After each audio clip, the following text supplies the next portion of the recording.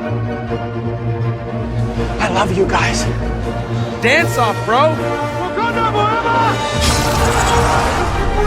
I have the high ground. Expecto Patronum! 39 days, 20 people, 1 survivor.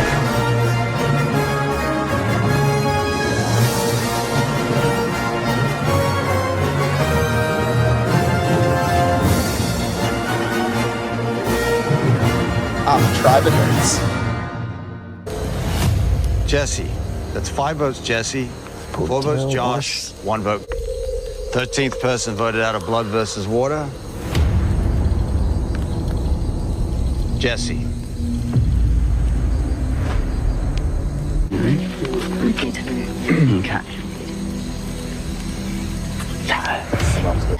give him what do I burn you now? She has the idol.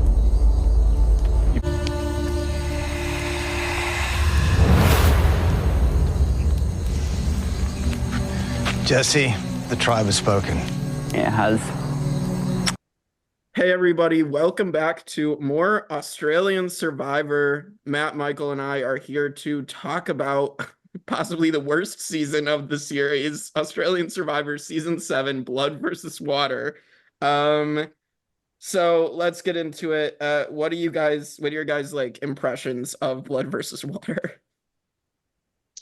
I have vivid memories of seeing this season. It was the first season I watched live. I caught up on the rest coming in, and I was traveling in Thailand. And so I actually have some fond memories of this season just because of how I watched it. Sandra coming into play is obviously the big story coming in. And I was excited to see Mark and Sam come back, but more specifically, I was genuinely really thrilled to see Andy come back. He was someone who I felt was hard done by, and I was so glad he got his second shot.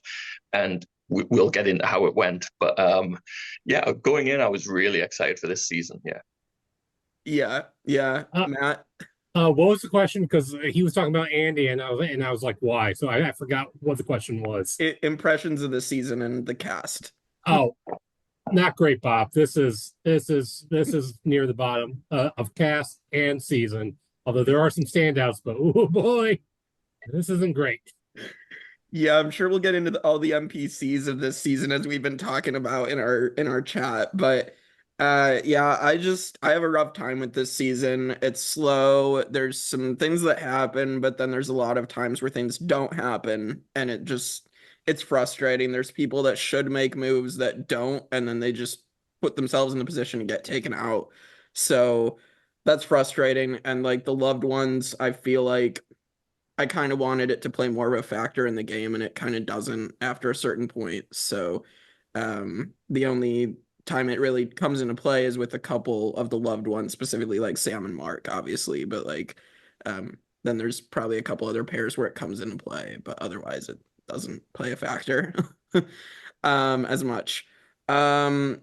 All right, well, let's get into the episode breakdown, starting with episode 1. So immediately we get another intro, as Australian Survivor likes to do them, and get our loved ones randomly running and jumping into the river.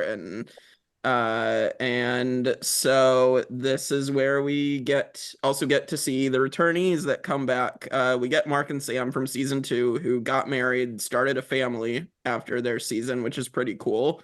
I mean, I feel like it was always like, I feel like Mark and Sam were always on the bubble as for people that production really wanted to see return after their season, that didn't get as much of a shot that season, but were like geared up to possibly be big players, and obviously like they were. So and then we get Andy, and then we get the clip of Sandra and Nina, and as soon as they arrive at the beach for the first challenge, we get Sandra and Nina flying in after everybody else, and you get Chrissy saying, "Is that Oprah?" Yeah, Chrissy. Like, imagine Sandra coming in for a big entrance and someone asks if she's Oprah. At least Andy raises her hand and like makes note that she's a 2-time winner. Yeah. Can we talk about this entrance for a second? Because one is cool to come in a helicopter, but how awkward is it to watch those two just slowly climb down the rocks for, I'm assuming, probably 5 minutes? Yeah. Yeah. Because it's like, it's not like Sandra's known for being like, it's not like if it was like a challenge beast player, like, who would like scale down them looking all cool and suave, but no, it's Sandra who hates challenges, awkwardly clambering down a mountain. Yeah, it's awkward. And like I would hate to like stand out in any way. So I'm sure for Sandra, it's like she hated that like she has to stand out in front of all these new people even more. Yeah, she says later that she was hoping that no one would know who she was, and I think and the ship sailed on that when they brought her in a helicopter. Right. And then Andy's raising her hand and but I feel good that Andy gets at least this moment to be like, oh boy, he gets to play with the queen and her daughter, which is funny. Then, as we'll talk about, Nina's gonna be responsible for helping take him out of the game. Yeah. I think, what was that? I think also, just going back to Sam and Mark, I think like they were the most perfect people for a Blood versus Water season. It's like they were made for it. The fact that you have two returning players who met on the show, you know, fell in love, have a child called Harry, who probably isn't named after Dirty Harry, but I like to think he is. And yeah, to come back in this Blood versus Water season, it's so exciting. It's kind of like the perfect returnees for this kind of version of the show. Couldn't think what I was saying there. I'm going to one up you because there is one glaring omission who should have come back, and that is Benji and Annalise. Like when I heard the season was being announced, I was like, oh, so they're definitely on it, and then they weren't. I was like, what? Yeah, that one is crazy. Obviously, Benji again probably said no.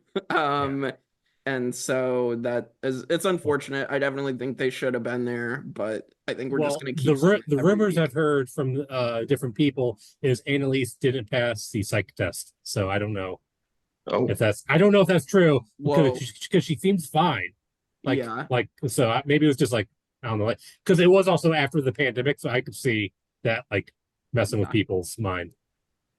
That's wild. Or we could have had Janine and her sexy husband. There you go. I would have been down for that. I have one more note on the introductions, which made me laugh. That you're going through them all, and it's like husband and wife, you know, all these things, and then you have pilot and his personal trainer cousin. It's like the most underwhelming Blood versus Water. Yeah, going off the intros too. Chrissy and Croc got one of the hardest ones because they had to go up current. It's just funny seeing Chrissy struggle with that. Also, their package, it made it look like they are the ones who are married. So every time I see them interacting, it's almost like they're the married ones. Yeah, they seem to have a great relationship, but it definitely comes off like married couple more than in-laws. So and then like it's also funny to just so Alex, I believe, also one of the only mentions he's going to get in this podcast. I believe his sister Sam was supposed to be on the season with them and then got swapped for his brother-in-law or her former boyfriend Jay, and then Sam marries Jordie because Alex sets Jordie up with her after this season. So drama. Yeah. So Jay unfortunately did not stay Alex's brother-in-law. So it's an awkward relationship. All right. Well, we get this challenge, the slip and slide challenge, and you get to see Sandra and Nina showdown, which is cool. You get to see Croc versus Chrissy, which is totally a fair match. Totally a fair match. Totally fair. Anything else interesting from this first challenge? Do you think Sandra remotely tried to beat Nina in any of these challenges that they're up against each other in? I feel like Sandra's entire purpose here was to try and like set her daughter up in the best possible way to succeed. Every time I see them in the challenges, I feel like she's just kind of letting Nina shine. Yeah, I think that probably, I mean, I know Sandra, I believe, said that she was coming in, she was never going to sit out a challenge, which she doesn't in this season, which is cool. But I definitely feel like she's just there 100% to make sure Nina gets to have that full experience. Well, then also for the amount of money they paid her to be on the show too. Well, I'm sure that too. she was there for that. True. All right, well, then let's get to the camps after this challenge. I believe the Blue Water Tribe, which they never go by blood and water. Jonathan just calls them blue and red. So That was one of my first notes. They just scrap it immediately. that's like, if you're gonna do this theme, at least call them by their tribe names. Like, this is probably the one season of any Survivor I've seen where they just scrap the tribe names. Yeah. So I don't know, but so we get to the camps, and anything of note, I mean, I remember obviously Chrissy is completely clueless, which is funny. My one note from early Tribe was the fact that Jesse gets to play with Sandra, and his first question is, "What was Rupert like?" Yes, That was so sweet. And a short pause, and she's like, "He's really nice." Yeah, he really made the most of his time with Sandra. Yep. I'm sure there was a bunch of other questions in that first day that Sandra had to answer that got cut out. My only note on the camp before the immunity challenge is that Shay finds a clue to the island, and also Chrissy does, which I do like how they have multiple clues for the same tribe. So it made the tribal council like actually interesting. Oh yeah, for sure. Yeah. I like that as well. And that's where we get Chrissy getting the clue and being like, "It's a tribal council, but that's not here, is it?" Because there's no, and just having no idea what even tribal council was. Is it I feel like she was sold on this. Yeah. I feel like she, from like her confessionals in the season, I feel like she was sold on it because Croc wanted to do it, but also just because she quite liked JLP. Yeah. Oh yeah. That was awesome. I mean, who doesn't? Come on, man. Yeah. Yeah. Have you seen his arms? I have.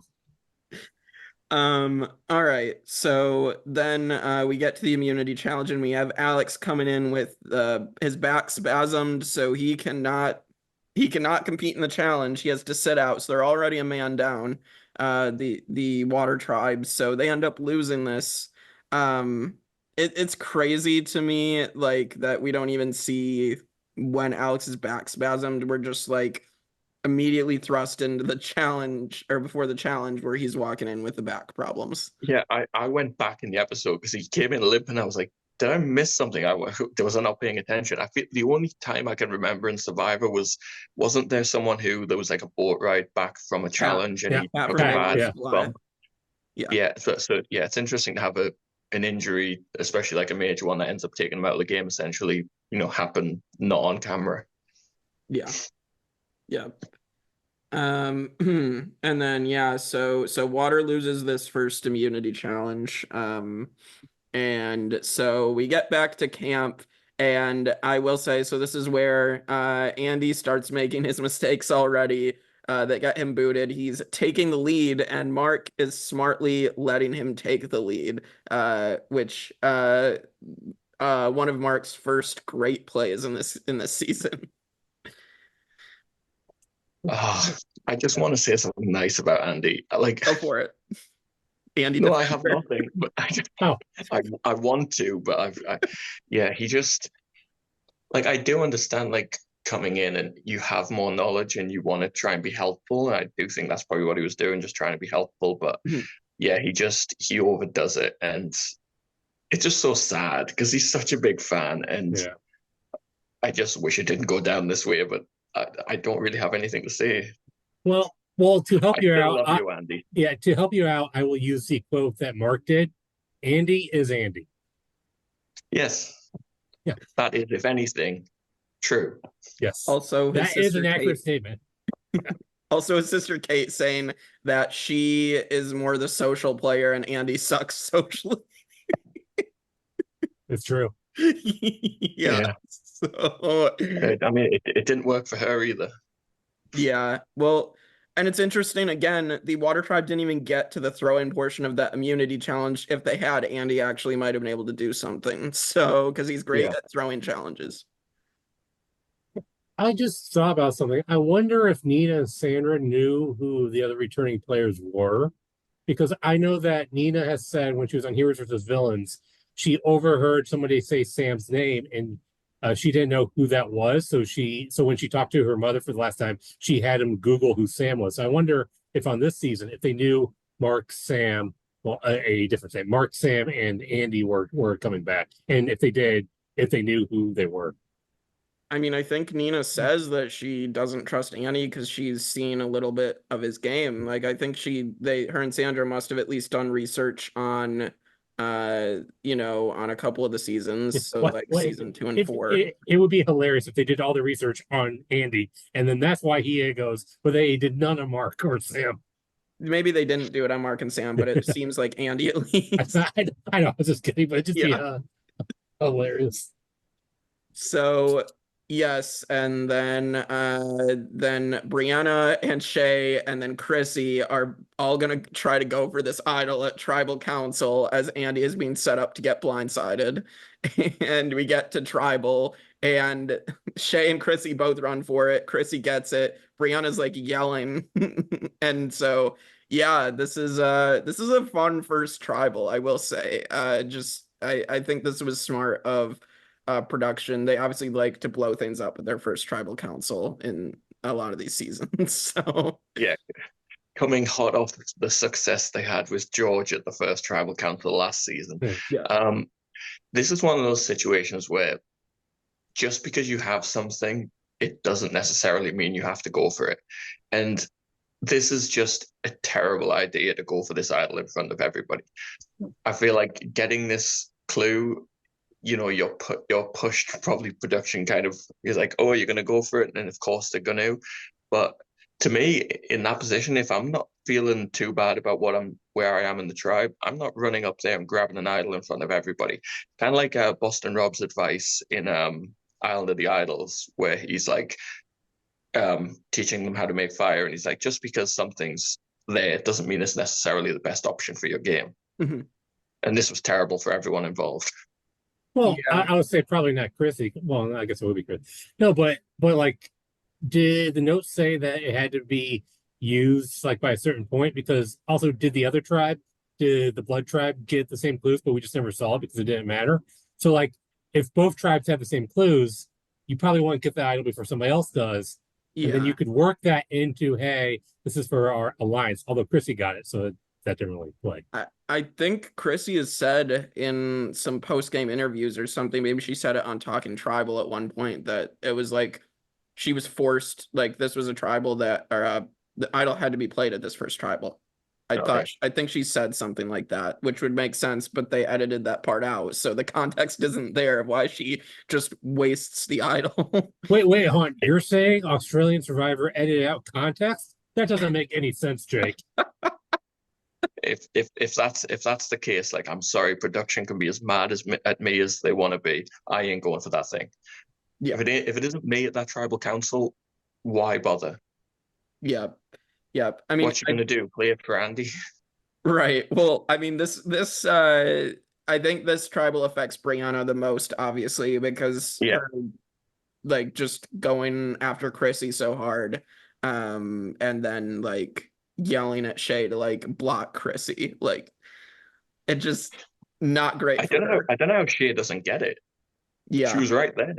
Yeah, and then Brianna kept saying in the front, and Shay's reaching in the back. It's like, come on, Brianna. Yeah, I mean, Shay. Yeah. All right. Well, we're immediately going to lose Andy in this first blind side of the season. Anything else to say on Andy before we say goodbye forever? We hardly knew you. So I watched these on a semi-dodgy thing. Don't know whether I should admit that. And the thumbnail when I watched this first episode was Andy getting his torch snuffed. And my heart sank when I clicked on it because I was so excited to see him. And then in the episode, they show a flashback to Andy getting his torch snuffed. And in my brain was like, oh, it was a thumbnail of the flashback. It's going to be fine. And then it was this slow dawning realization of, oh, poor Andy. He doesn't make it. Also, I want to say he immediately gets called out on his live from Champions versus Contenders 2. Someone like literally says, yes, you're not going to lie about golf this time, are you? Yeah, that was good. It's like, oh, he just had no shot. Nobody was going to believe him. So, all right. Well, goodbye, Andy. And episode 2, this is where we're gonna see Brianna completely continue to overplay, and this is where she's gonna go. But I'm sure we have some other stuff going on. I remember, I think it was like the reward challenge. One funny moment that I remember is that Khanh and Mark admit to being in a bromance. Yeah, I think Khanh says, this is my boyfriend. Or Mark says, this is my boyfriend. Boyfriend, wife, 2 different things, I think is what he says. And it's not the first time that it's not the last time that Mark's going to reject Sam in this season. Nope. Any other things of note from this episode? This is when Shay finds the idol, right? Yes, Shay finds the idol. And also before that, this is when they go no, during the reward, they had the twist where you can give up one of the items to the other tribe, which was an interesting thing. Mm-hmm. So it was fishing kit and comfort items. So they decided to only keep the fishing kit. Mm-hmm. Yeah, so Shay finds the idol, and Brianna's only hope in the game is someone that she's just met playing an idol for a doomed woman, which if you're in that position by episode 2, it's really not looking good for you. No. So, and also the fact that like Khanh is the one that gives Shay the idol, like, and basically is like sealing Brianna's fate in this game. I will say I do have one note on this because Mark does my favorite move in Survivor. And it's something I do in every season that I play of these Survivor roles, which I probably shouldn't admit because I'm teeing myself up for failure if I ever play again. Mark throws his vote in case of an idol play. And I just love a thrown vote. It's my favorite thing. I don't really know why, but I love it. Yeah, thank you for bringing that up because, so people that don't know, he throws his vote on Chrissy for if Brianna does play the idol, then Chrissy's going to go. So... very good move by Mark as well, and he obviously doesn't get any flack for this, which is cool. Yeah, I don't know why it makes me so happy, but it's one of my favorite things. It is good. It's good to know. It's just being safe. If you know your vote isn't going to affect the outcome, why not play it safe? Mm-hmm. Right, and then sometimes you just switch it to Susan. So. I also got myself voted out in one season by doing that.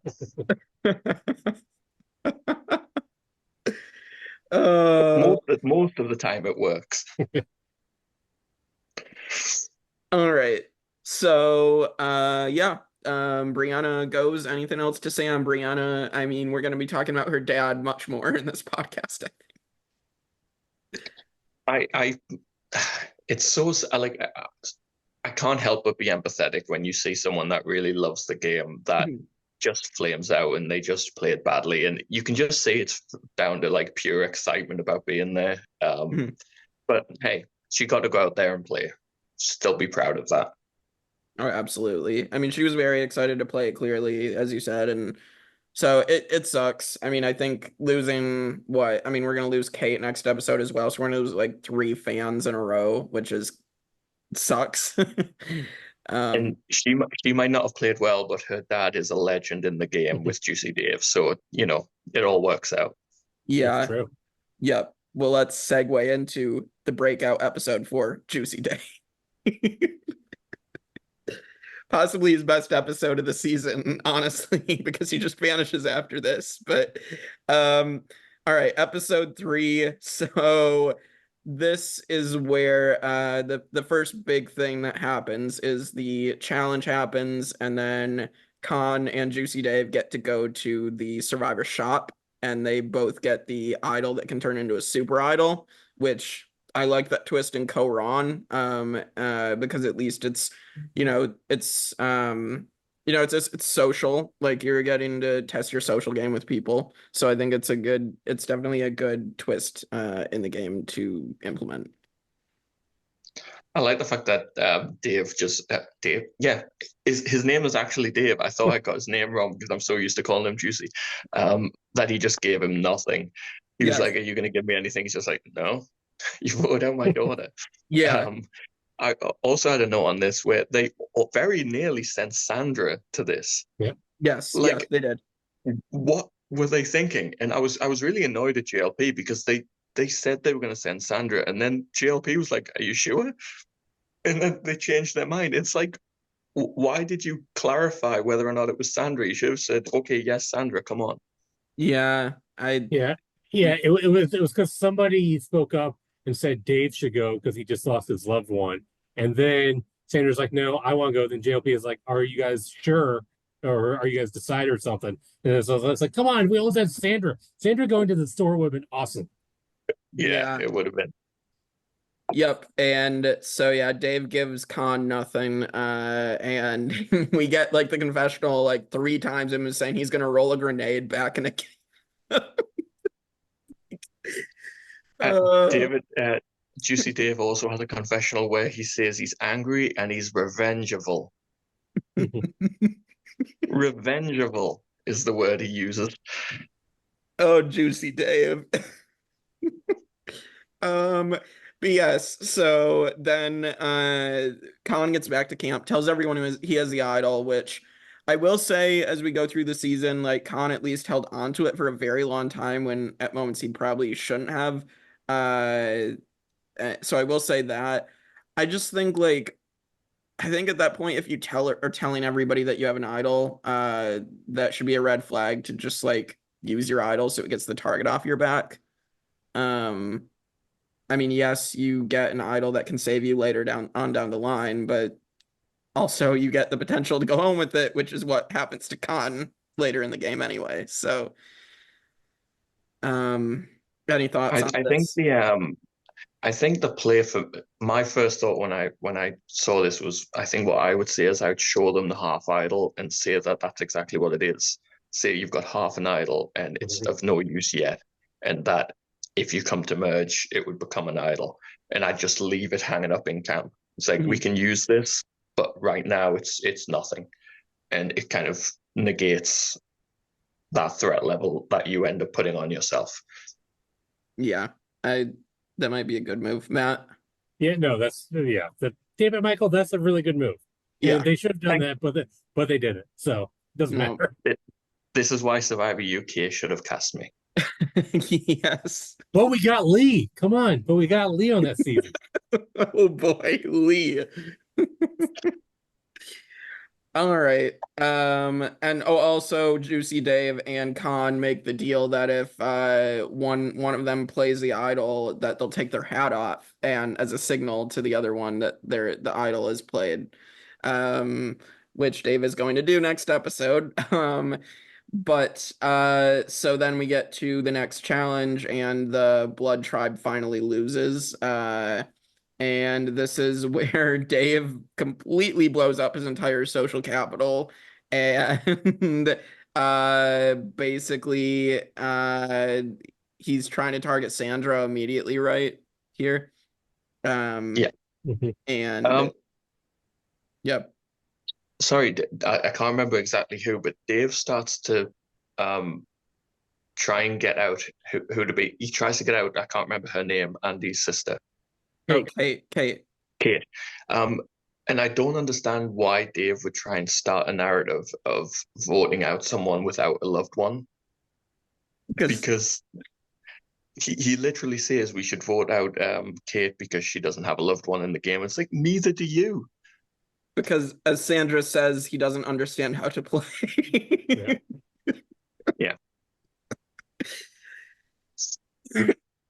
So yeah, that happens, and this is where at Tribal Council everything gets blown up as Dave then starts calling Sam out at Tribal for no reason.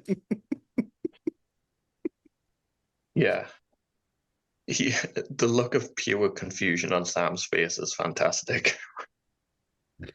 He literally gets himself to other people to like vote for him because they were like deciding whether they actually wanted to like get rid of him or get rid of Sandra here, right? And or Kate. And the people that were on the fence completely turn against him now.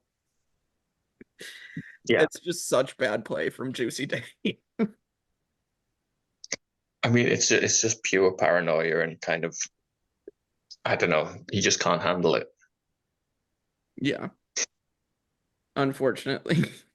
But yes, so Juicy Dave does play the idol, and Sam does throw a vote onto Sandra. So again, the strategy being used here again.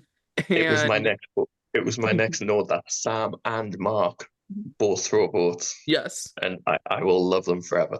Yep, it's so good. And Dave, for some reason, even though he was gunning for Sandra, votes Kate out with the strategy that he was saying, which makes no sense. But Kate goes home here. Yeah, but imagine if he did vote for Sandra, then it would be a tie 2-2, and then Sandra goes probably right now, which would have been crazy. Yeah. So he probably should have just voted Sandra, but I don't know. I feel bad for Kate here. I think this is a spot where she could have honestly survived, because I don't really know why Dave would send her home instead of keeping her around as a non-threatening factor and someone he could work with both having lost their loved ones. Yeah, but call me crazy, I'd rather lose Kate than Sandra. Oh, well, of course. I mean, as viewers, we would definitely rather. No, I'm just So sadly, Andy and Kate, well, Kate gets to enjoy KFC though, so but they're both on the pre-jury trip, sadly, or go home. I guess Australian Survivor just sends them home, but yeah, they send them home. Well, definitely during this season because it's still pandemic-ish. So yes, yeah, they still were home. Yeah, they were still in Australia. Yeah. All right, episode 4. So this is where this is a non-elimination episode that, in my opinion shouldn't have happened because it ruins a perfectly good blindside that on someone that I very much dislike in this season, which is Sophie. But first off, we do get Dave taking off his hat to let Khanh know that he used the idol immediately. But before we get to that point, hold on, I just gotta say this quote from Jordan: "First man in history to blind himself and play his own idol." Probably the only memorable Jordan quote from this season. I made a note that what Juicy Dave accidentally did was what Harry was trying to do at the tribal, where he was trying to get Janine out. Yeah, that's true. But Harry was actually making sense doing it. Yeah. Oh boy. Anything else of note here? I mean, obviously you get the fact that Sandra is gonna help organize this Sophie blindside, and the fact that Sophie is literally going around and telling the entire tribe that she is this 4-person alliance with the 3 big guys, which is very, very stupid. And for how toxic Sophie ends up being the rest of her time here, I don't understand how she thought that she was playing a great game at all here. I got nothing. Yeah. But I did have a note that it was really nice watching Sandra kind of gather votes and navigate a vote. Like you say, if we lose Sandra in the last episode, we wouldn't get any of what we get for the next few episodes. And even though she wasn't there for a long time, like, she really did deliver this season. We get to see some like really good Sandra stuff in these first 7 episodes. Absolutely. Yeah. Anything else from this episode? Kind of sucks for Sam, but yeah, it was a good blindside on Sophie, but like you say, she doesn't go. Yeah, I really just disagree with this twist. I understand you want to try to use the theme here, but I think it's just way too early to do this. Clearly they wanted loved ones to be put together early on. Like, that's what they wanted. And just if only they'd used this twist in episode 7. Yeah. Except Nina and Sandra were already on the same tribe at that point. Yeah. But yeah, but we would have got one more episode. That's true. That's true. But yeah, so Sophie goes over to join KJ, immediately is very, very toxic and is just immediately just very mad at Sam, which is funny because there's, a bunch of other people besides Sam that voted for her. So. Yeah, I felt so bad for KJ. I don't think anyone was more happy when Sophie eventually left the game than KJ was. It was like, yeah, because she's a much better social player than her sister is. Yeah, he was kind of dragging her down. Yep. I don't know, like KJ is kind of a nothing character also, but at least I don't know, she had some game. I feel like she makes very easy, silly mistakes later on in the game, but she was solid, at least socially. Yeah.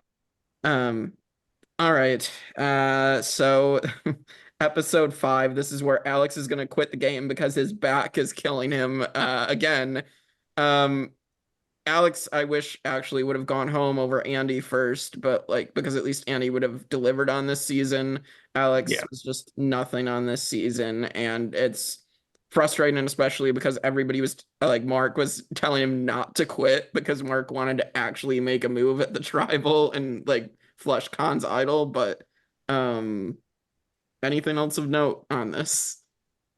Yeah, my only note on this episode was that I just love how cold-blooded Mark is, and we see it several times throughout this season, the kind of ruthless nature that Mark has, where Alex is desperately pleading to be voted out, and Mark just like, don't think so.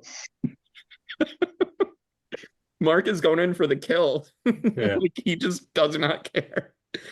I have a couple notes on this episode. One is Alex quits with sad music that sounded like Lord of the Rings to me, and I'm like, no, sir, he is not Sean Bean. Do not play this music.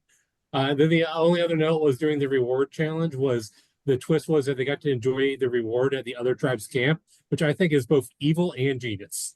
I will say this twist is cool, especially because it does deliver on what the non-elimination twist did. It gets Sophie to like pull Sam aside and Jordan and like make very poor social moves.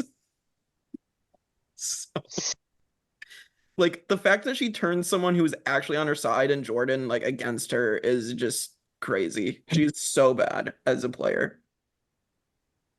Like, yeah, she was. I made a note that like one of the best qualities that a survivor player can have is to be able to separate personal feelings from the game. Yes. And Sophie absolutely cannot do that. And you see it later with Jordie where he has every reason to be pissed off, and he keeps the game and personal separate, and that's the mark to me of a good survivor player. Yeah, I agree. Anything else on this episode in the Alex quit? I'll just say during the immunity, this is when they had to hang up stuff. Like they had to hang on to stuff, and Alex was the last person for his team. So I thought that was really, that was impressive, even with his back. Yeah, well, and Ben single-handedly wins it for the Blood Tribe, so... yeah, but if you look at how the way this was set up, like, Ben was on the end, so that was actually probably better, because the weight was more, like, diverted, whereas Alex was, like, right in the middle, so all the weight was, like, converging on him. Yeah. Ben's holding one. Yeah. He's holding one barrel. Yeah. Alex is holding two. That's true. Okay. We'll give Alex his flowers for one thing he did in this season. And maybe being so likable that they somehow kept him over like 2 other people. Yeah, it doesn't look good for Andy, does it? No. Or Brianna. All right, episode 6. So this is where Sandra makes like one of the best moves of the season, even though Jay is a nothing character that got 0 confessionals, which again, Australian Survivor, you need to do better with giving people actual confessionals. But yeah, so this move is pretty crazy, and the fact that Amy finds an idol and then basically is trying to make a move of her own, right? And then it ends up getting turned on her and Jay. So, yeah, I mean, this is a pretty crazy vote, and Sandra somehow survives. Yeah, Amy and Khanh become the first pair in the game to both have idols. Mhm. I do like that there's so much drama that is caused from Sandra believing that it was Dave who voted for her Yes. at the tribal council when it was actually Sam. Sam skates by. Yeah. Anything else on this episode and this this movie? Yeah, I've got some notes. First off, Sophie to KJ, she says, it annoys me how much of an advantage we have. No, Sophie, you guys do not have an advantage. And then also I love when Sophie pitched Khanh to work together and he goes, yeah. And then it cuts to his confessional. No chance. Yeah, I had no on this where it's like Sophie is given a lifeline in the game where they're saying we're going to try and flush Khan's idol. And then she goes to Khanh and tells him to try and get one person on her side when she's been given something. Like, what is she hoping for? The only place she has is to go along with the Khanh vote. She's a bad player. Yeah. Some of my other notes were this was the reward where they had to do rugby. But my note is Sam says that all SAS guys are redheads. So if we ever talk to Mark, I need to ask him this because this I just found fascinating because I'm a redhead. So if I was in Australia, I guess I could become a special agent or whatever it stands for. And then my only other note on this episode is this is where Sandra doesn't hold back at tribal and she says, say it. This is the place to say it. Yes. Yeah.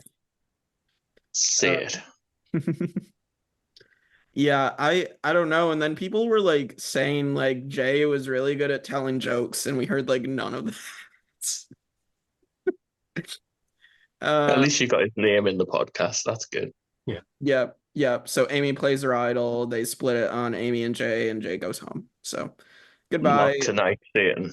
And not tonight, Satan. Yeah, that quote from Amy. Just it's one of my favorite idol quote before an idol play. It's pretty good. Yep. So what? That is 2 pairs fully out of the game at this point now. So yes, yeah. All right. Well, let's get to the swap in episode 7, and this is where Sandra gets voted out on day 16 yet again. Yeah. The curse of day 16. And as soon as you hear it in like the last episode, you just know Sandra's gonna get screwed over again. But yeah, so Sandra and Nina get swapped together, Josh and Jordan get swapped together, and Croc and Chrissy get swapped together. There's probably another loved one pair in there, but I think that's it. Okay. Not Sam and Mark. Yeah, not Sam and Mark. Mark gives the blood tribe the advantage and says, I'm not gonna go with Sam. I mean, I don't blame him. This was a good move by Mark because it'll put a target on him, and then he goes to where all the muscle is. Yes. So that will help like win challenges. Yep, absolutely. Another really good move from Mark, but I love Sam's reaction. I just think it's really like it shows their faith in each other as players as well, where Sam, like Mark knows that Sam is making good connections and that she'll be okay. He just has faith in her. And Mark gets to go to a new tribe and continue to build relationships separately. And this could be the move that essentially brings them to merge with numbers, because they're both separated, making their own connections. And when they come together, they can make this amalgam majority. Mm-hmm. Yep. So basically it was gonna be one of the twins that go, but then Jordie tosses out Sandra's name. And so then everybody jumps on voting out Sandra, and this is where Nina is the second person in Survivor history to vote out their mom. Yeah. I'm surprised Australian Survivor hasn't just used this image forever. You know, she voted out her mom. I'm so happy that they didn't like overdo it and like the promos for this moment. Yeah. like US did. I just really like that Sandra goes out on a real high. Like Yeah. at tribal council, she gives really good advice, and she's entertaining and kind of charming, and it's a nice farewell for Sandra. I wrote down a quote from her tribal, which is, "The weak will always outnumber the strong, and they will come for you one after the other." It's just so good. It's so good. But it doesn't quite work out the way she thought it was going to, because that advice bands them together so strongly that they will not break. Yep. The strong will absolutely stick together. which I don't blame them for. Yes. This is a great move. I mean, like, again, Mark using the fact that he has all this muscle around him to give himself like a bunch of meat shields working together. This is a strategy, like, even though I'm not one of these muscle bound guys of like just using other threats, other strategic threats or physical threats around me, I love the meat shield strategy personally. So yeah, like all women alliances are kind of very celebrated when it comes to Survivor. All men alliances not so much.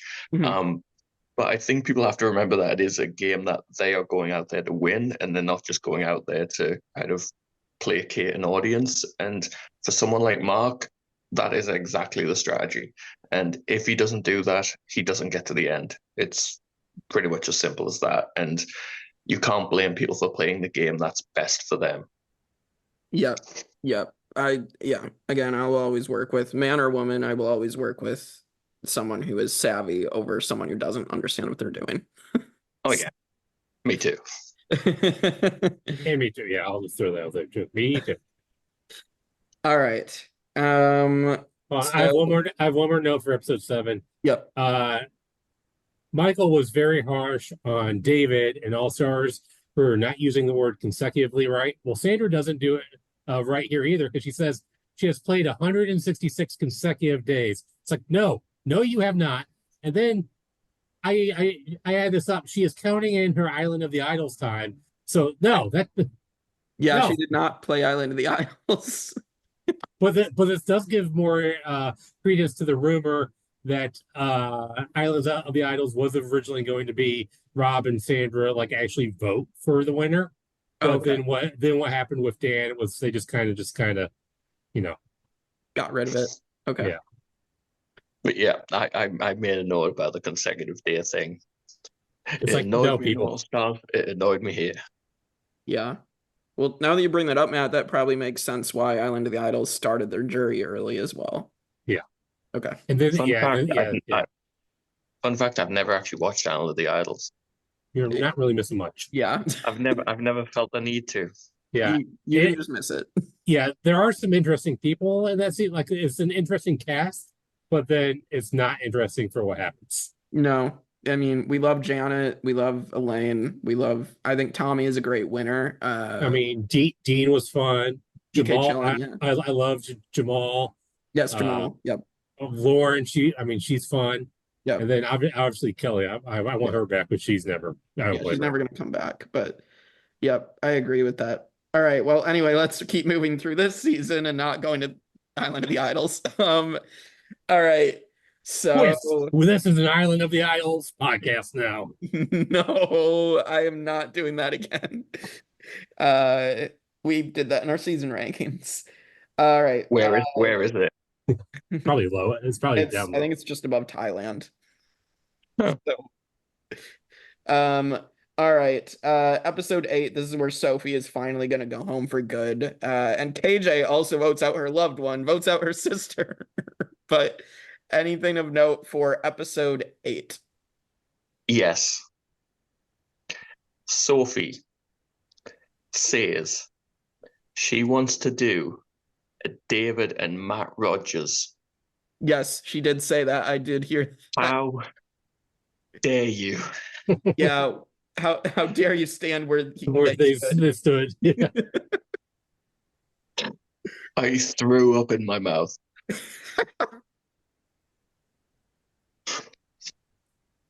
Yeah, Sophie is in no way on the same pedestal as those two. So. Get the Golden God's name out your mouth.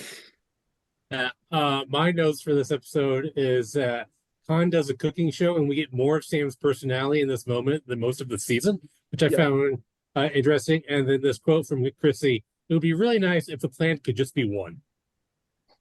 Because this is when there's like 4 different plants, and she doesn't know which one is going on. Yep.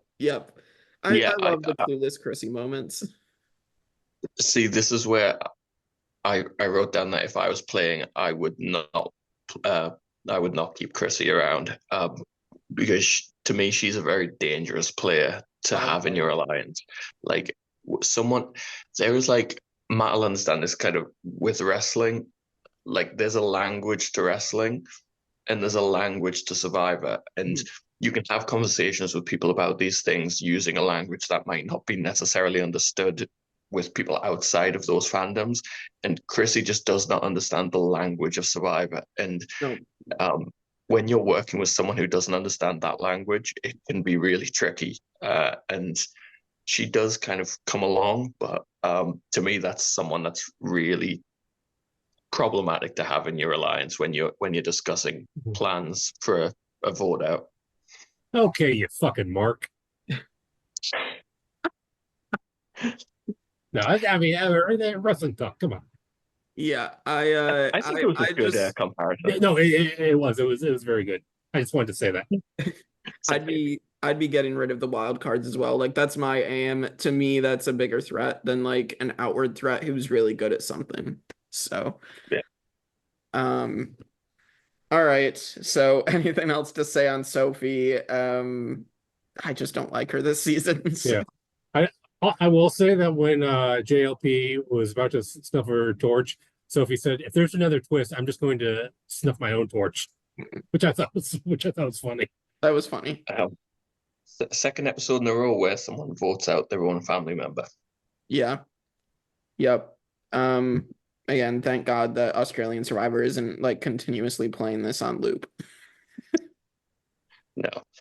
And if Sophie wasn't bad enough on the show, she has like a profile outside of the game before she went in, and her fandom kind of really gave some negative shit to Sam online, and yes, it was a really horrible backlash from like people who didn't understand the game, who were just watching for Sophie because she's whatever she is. I don't know, influencer or something. Yeah. Influencer is the worst thing in the world. I don't understand what that means. I feel so old. Yeah. But I hate it. Unless if somebody's listening here right now, they're willing to pay us to influence something, we will do it. I will influence you all day long. Yes. Yeah, I did remember hearing about how like Sophie's fans attacked Sam, and like Sophie was like kind of fueling the fire and not really saying anything against that. So sadly Sam got a lot of negative backlash several times throughout the season for just being a really good player. Yeah. As you guys were talking, I looked up Sophie's Instagram just to see if it said like influencer. It says entrepreneur, but her little thing is a single mom, business owner, legend. I was like, no, you're not a legend. It's like, good God. All right then.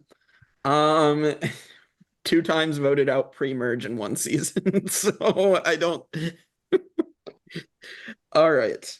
Episode 9. This is where Amy is going to get voted out because she tries to gun for her former ally Jordan, which is an interesting strategy. I mean, I get that you want to try to split up another loved one pair, but in the context of this, I don't really understand why you're trying to do it. So I don't know. I liked Amy, but I think she kind of sets herself up to get booted here. I do feel kind of bad for Amy, where she's kind of in a slow death position where she's most likely not going to make merge before she's the one at the bottom of that tribe.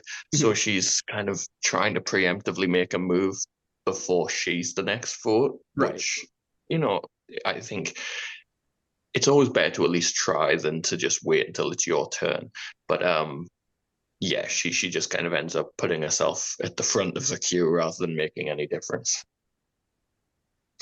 Yep. anything else from this episode? I've got that Khanh talks to Sam about last tribal would have been a great time to get rid of him. Great point, Khanh. Bring that up. Just bring up that it was a good time to get rid of him. Okay. I think Khan's too honest in this game. Yeah, and then this is when in the chat I messaged you guys because I was watching you. It's like Amy brings up to want to get Jordan out. Jordan wants to get Amy out now, but Jordan votes for Mel. It's like, what? There's something, we missed something there. Yeah. A split vote plan? I don't know, but we don't know Jordan's plans because we never see him on the season. So is it the third thrown vote of the season? Probably. I guess, yeah. But he was working with Dave because they were the ones who voted Mel. So it's like, what? Nah. Again, we don't know half of what these people think. So, or what half these people think. So, all right. Amy's gone. And so then episode 10, sadly, we get Nina getting medevaced because she breaks her ankle on the second slip and slide challenge. Which is, it's a weird one that you're gonna like split up into like 2 teams within your team, and then it's like 4 people trying to toss a slightly discolored ball. I don't know, different colored ball. I don't know. This one's a little bit confusing to me. So just in terms of like what they were trying to do with this, but it sucks seeing Nina go this way. I'm so glad that she got to really play the next season. But just like here, she seemed like she was in a great position on this on the water tribe and then the swapped blood tribe. I think she was poised to go pretty far in this one as well.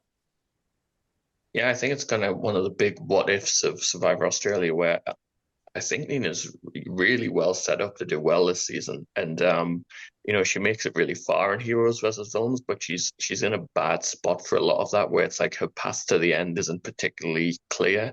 And I think here she would have had real avenues to potentially have a winning game, but unfortunately it's cut short, way shorter than I remembered. I didn't realize it was this soon into the season, but yeah, sad to see Nina go. Yeah. But you can tell that she's about to go because this is where they show her intro package. And then in Australia, we know that means you're probably not making it out of this episode. I don't understand why Australia does this, where they show people's intro packages in their boot episode. Like, it's just so weird. So, but then I think because of Nina getting medevaced, we get a non-elimination round in this episode, where you get basically people getting voted, and then out of the people getting voted, one of them gets kidnapped to the other side, and so they get the blind side on Ben in motion, and so it is Ben, KJ, and who was the other one and Khanh, right? And so KJ gets kidnapped because she got 1 vote against her, which is slightly interesting. And Shay is obviously trying to get them to kidnap Ben. But any thoughts on this? It's obviously gonna play a factor in the next couple episodes with Ben here. But any thoughts? I just think it's kind of a bold move when like these people are aware of the game. I feel like Nina leaving and the other tribe coming in, you have to know it's a non-elimination. Yes. So to make a big move like flipping on Ben at that point, it's just kind of an odd time to do it, and they feel the repercussions of it for a little while. Yeah. But I'll say it was a smart move to take KJ because they know Ben was going to be pissed and blow shit up, so that's good. And then Khanh, they knew that he had the idol, so kidnapping him would probably mean that you can't get him out next time. So right, probably the best move that they could have done. So whoever voted for KJ, good move. I also know who it was. It was. I'm looking at it now. It was Michelle who voted for KJ. We don't even know who she is. So. I had another note from this episode. This is where Mark gets the clue for the idol that Jordie sees. Mm-hmm. That catches him putting it in his shoe. Yep, that does happen. Speaking about that reward, before that, this is one of my favorite Jordie moments. Is when JLP shows like the different things. It's like a quiche, a salad, cheese, and Sam goes, "Is that balsamic?" And then Jordie goes, "Oh my god, balsamic! No way!" And now it's worth playing for. I do like Jordie. I really do. I've said it. I like him better his second time, but he still has some great moments here, of course. And obviously, we're gonna see more of him in this season. But I personally feel like production really pushed him to be something he wasn't in this season. I think that too. But I really liked him a lot. Yeah, I absolutely. How was he the Joker? I guess because he made a lot of jokes and made people laugh. I think that's it. I guess that's it. And then it was the Joker, and then they just made it into like a Batman thing. So yeah, I don't know if making people laugh is what the Joker is really known for, but he does put a smile on your face. So I guess yeah. I just think because Australia loves to give everybody nicknames so they can market it better, and that's what happened here. And boy did he go with it. Yes, he went with it, and that's what producers love. Yeah. All right. So episode 11. This is actually another good episode because we end with a really crazy blindside here with Croc going home. And this is where like Croc wants to keep Ben in the game, and Ben turns the tables on him, which I clearly I don't think it was a great move for Ben to use this opportunity to cut out like the one person who had his back. But like Croc is gonna go home with an idol in his pocket. I will say Chrissy's reaction to it is like heartbreaking. And yeah, and I really did like Croc this season. I think he was really cool guy seemed, and I think he was a fan as well, obviously. So like it sucked to see him go right before the merge here, but yeah, I just don't understand what Ben was thinking. And then like going into the next episode, for some reason Ben feels really confident about his position. Like this guy is like coming to you as a lifeline, and you throw him to the wolves, and then think like to join back up with the people that voted you out of the game. Like it makes no sense. Yeah, and I don't understand why Ben is mostly mad with Chrissy and not Sam and Jesse. I don't know. That's the they other don't thing get any of the flack. Right. So obviously this is so then Croc also is going to try to make a move on Jesse, which he shouldn't have done because it led to them turning on him. But this is where Ben goes and tells Jesse and Sam, being like, I trust them, so I'm going to tell them everything. Is like, I trust that the kid wouldn't stab me in the back. And so I don't understand it either. I don't know. I should make better notes because I can't remember who he was talking about, but someone says that someone was a real Margaret Thatcher type. And I found it really interesting that like in an Australian show, someone was comparing someone to like a pretty shitty British Prime Minister. Like, I don't know why that's a reference that they have over there, but I found that interesting. Who knows? It doesn't. It's a season where we also referenced Oprah, so and the Joker. So, all right. So yeah, Croc is gonna go sadly, and then we get to episode 12, and this is where both tribes are gonna go vote somebody out, and this is where we get a fire making challenge between Ben and Michelle. Mel. Okay. So, so Mel versus Ben, and isn't this where the twins get like their first confessional, or is it not even till the merge that they get anything? I think it's later. Okay, one of them had one earlier, but then I did it right. I just remember, whoa. The only confessional I remember is the one where they talk about being like mirror twins. Yeah. I remember that and one. I'm pretty sure that's later. But yeah, that is later. Yeah, that's the merge. Okay. Well, Mel versus Ben, and Mel shockingly beats Ben in the fire making challenge, which no one expected. But I'm very okay with Ben going here at this point because I mean he was just continuing to put the nails in his coffin at this point when the writing was on the wall. So yeah, I don't know why he was so confident. Outside of the Ben thing, I do have a note for this episode. This is where Sam has a scary challenge moment where she steps off the pegs and passes out. Yes. Which, yeah, horrible. Yeah. And then Mark running over. Yeah, and Mark just like goes right into action. It's like, man, he's fucking awesome. Yeah, for sure.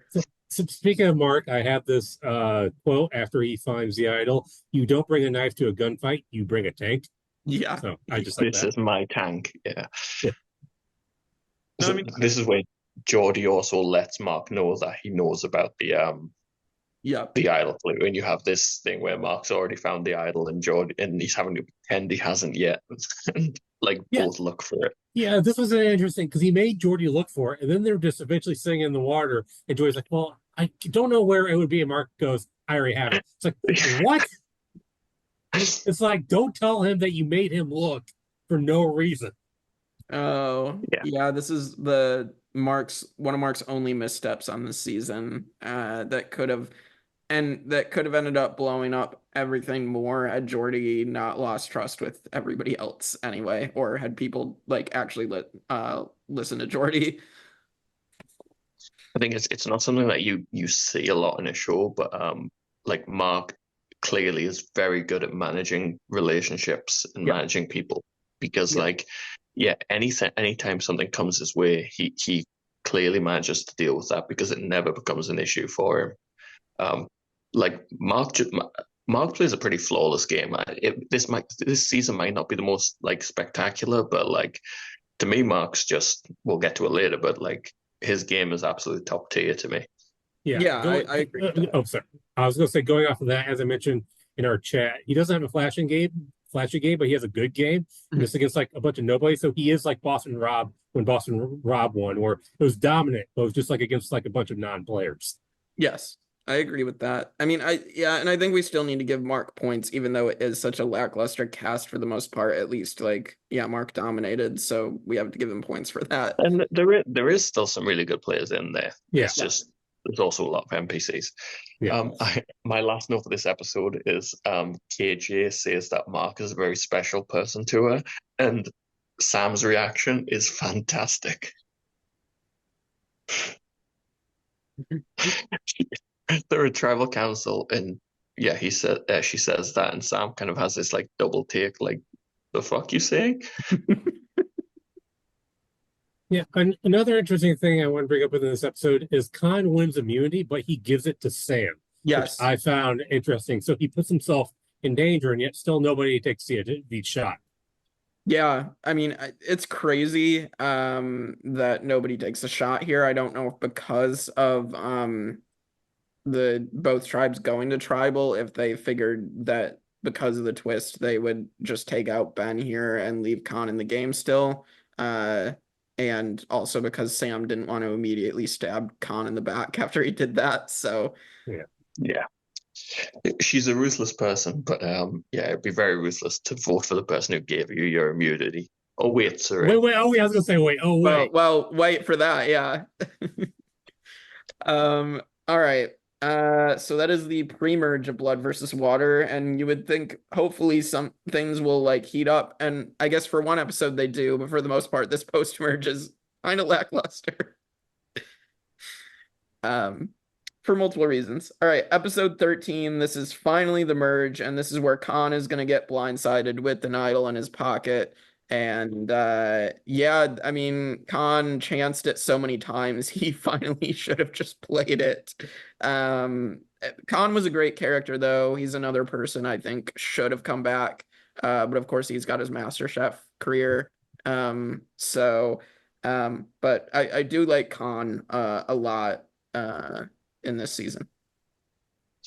Khanh becomes just very attached to his idol, and to me, I always said that if I was ever to play Survivor and I had an idol at the first merge vote, I'm playing that thing. Like it's the vote where you see the true dynamics, because up until that first merge vote, it's all but words. And yeah, I feel like Khanh was destined to be voted out with that idol because he was not playing it. Right. And this is also where we get a very interesting dynamic between Sam and Mark, where they're on very different wavelengths of what they want to do. And that is one thing where blood versus water is an interesting concept, where you see these two people that have been looking forward to finally coming together to play and realizing their games do not line up. Yeah, because Mark basically strong arms Sam into getting rid of Khanh here, which again, I understand, like, from Mark's perspective of like, they should just take the shot now while they have it, because eventually Khanh could finally play his idol. He's really not expecting it right now, even though he should. Yeah. And speaking of the interesting dynamic of Mark and Sam and idols, this is where when Jordie accidentally tells Sam that Mark has an idol because Mark never told Sam, which then just leads to a hilarious conversation of Sam talking to a Mark. That was funny. It's so funny when Jordie's telling Sam like about his idol, because the look on Jordie's face, it's like he's accidentally told her that like her partner is cheating on her or something. Like it's like putting your foot in it so bad, and he looks so confused and like, Mark didn't tell you? Like, it's so funny that Mark just didn't even tell Sam about his idol. Yeah. Anything else on Khanh here? No, but I have a bunch of other notes for this episode. Yep. Go for it. Well, this is when we get Mel say, this is when we see the package about Mel and Michelle. And Mel says that being an identical twin is a huge advantage. How? And then also we just saw a package of them saying that they are different because of their fangs. So it's like, what? This doesn't, it broke my brain. It's like, what? It's the only way it would work is if they were on opposing alliances. Yeah. And they could like switch and got all the information. But that's not a realistic scenario. Or like, to bring it back to wrestling, they could do like a Brie Bella, Nikki Bella thing where they switch twin out. magic. Yeah, twin magic. Yeah, that would be nice. Then also, this is where we see a Jordie and Jesse package, and they talk about they want it to be like Hunger Games, and they're both at the end, and then they just take the poison berry. So they both. I was like, I kind of want that to happen now. Yeah, that was good. Anything else? Are we ready to move on? Just that Khanh wins Set for Life, which is now like a new curse. If you win this, then you're getting voted out. Yeah. Well, this is like, again, he just won Set for Life. He won what, $6,000 or something? 60. Okay. Yeah. 60,000. Yeah, I don't understand at this point why you don't play your idol, because you have an even bigger target on your back from this. Like, he really should have had the read on it that he needed to just play this idol, regardless if he was getting voted out or not. So yeah, and he becomes the first. There's also 2 Set for Life seasons where a gay man wins it, and they both go out and become the new curse. It's kind of George and Khanh in this. And they both have King in their name. Yes. Yep. And then Valeria had to go fuck it up. And they both did Talking Tribal. Yes. So that means next season Valeria's going to. Okay. Oh boy. That could be interesting. That could be interesting.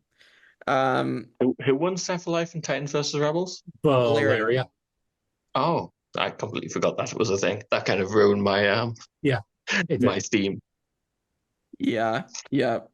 And this is also the first Australian season, might be the only one where the jury starts at like 13 instead of 11. Yeah, first merge boot is jury, which is what I've been campaigning for this entire podcast. Yeah, well, I believe so. Season 2 all technically started at 12, but Tessa got kicked off the jury, so it ended up being the same number jury as always. But yes, this is the first time that actually starts at 13 and just stays like 10 jury members. So it's a bit wild, but I like it. I like the merge boot making jury. So all right. So episode 14, this is where we lose one of the twins. Is it Mel that goes here? It's Mel, yeah. Okay. Mel goes here. To be honest, I can't even remember why. So they just kind of, I guess they're splitting up a loved ones pair here and they're not well connected. So well, I think it's because, as they said in the last episode, it's because being a twin is a huge advantage. So I think that they just wanted to split that up. Yeah, I don't know. I just can't. I just have a hard time differentiating them because they gave us nothing of the twins. So my note for this episode was that I feel like the blood versus water concept kind of leads to careful gameplay, because in this season more than any other, everyone's so concerned about fallout, whereas in a normal season, you're the only person you're really caring about is yourself in the game. And in this, where you've got like other people's games that you're wary of messing up, and it leads to people being much more cautious. And I think that's what leads to this kind of very safe and plodding merge where no one wants to do anything too crazy too early. Yeah. Anything else from episode 14? I'll say I like the immunity challenge. It's where they had to fill the water bucket up and also build a puzzle. It's just like a variation of a challenge that they've done before. Yeah, is this like, where Shay wins it? Yeah, Shay. Yes. Yeah, this was a good challenge. I agree. All right, well, anything to say on Mel? I mean, no, but I do have one more note. Khan's entrance as the first juror was amazing. Yes, his he had very good fashion. Yeah. If you're going to be mayor of Juryville, dress for the occasion. Oh, that's right. Absolutely. All right, episode 15. This is going to be the best episode of the season. There's been only a couple other good ones, but this is definitely the best of the season. This is where Sam is going to steal Jesse's idol and vote him out. Steal? I think you're using that term loosely. Jesse gave it to her. Yeah, that is true. But yes, she votes him out after that. Oh my God. This is just how this happens, in the fact like this is where Jordie ends up winning immunity and his loose lips sink Jesse's ships. It's just so poetic and so crazy. And you also get, of course, the great Jordie line, what a stitch up. This is where I'm like, I do really like Jordie as a player, because I just like how non-personally he takes these things. Mm-hmm. And he really does react well. And my big note for the idol steal was that Sam puts Jesse's idol in a sarong, and it was so wrong. Oh, well done. You were working on that one, buddy. Thank you. But yeah, I mean, I don't know. It's just like, to me, I think Jesse was a pretty solid player, just like Jordie. But I think he just got too tied to Jordie's connections, thinking that he was safe because he had his connection to Sam, and then just following whatever Jordie's connections were. And I wasn't thinking of what the mistakes Jordie had made that were going to sink his game too. So unfortunate. I mean, and also with this idol thing, obviously Jesse really thought that Sam had his back completely. So it kind of reminded me of Eric in a lot of ways, where it's like, he just gets kind of duped by this savvy woman who just completely plays him, and it's so brutal, but he's like a young kid who he gets outplayed. And I did note that when they find the clue, Jordie shoves it in Jesse's bum. So this is the first time that Jordie touches someone's ass to get a feel of the idol slash clue. Yeah. I had the exact same nose, like back-to-back seasons. Jordie just feels up a guy. Jordie loves ass cracks, apparently. Even if it's his brother.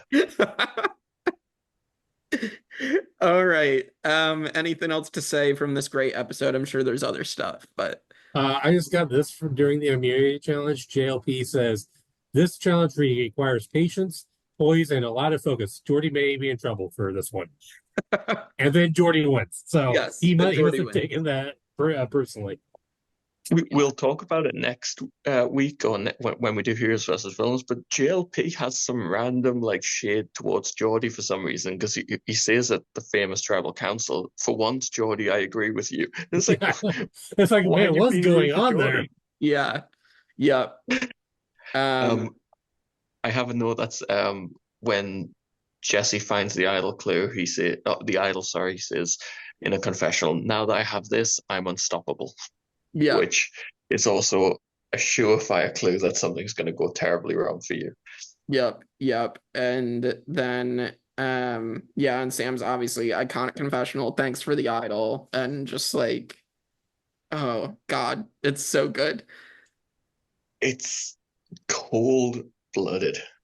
It really is. Like, and fully respect it, but yeah, that is cold. Thanks for the idol. My note was that, as Butcher would say, it was diabolical. And then obviously Jesse tells Jordie that Sam has his idol now, and so that's going to lead Jordie to cause chaos as the Joker. So I really like that moment where he gives Sam a hug and he's like, I could burn you. Yeah, I could blow everything up, burn you. And just he almost doesn't. Like, Sam kind of like convinces him, like talks him down, because he gives Jordie a hug and he walks away, and then he goes back and tells him.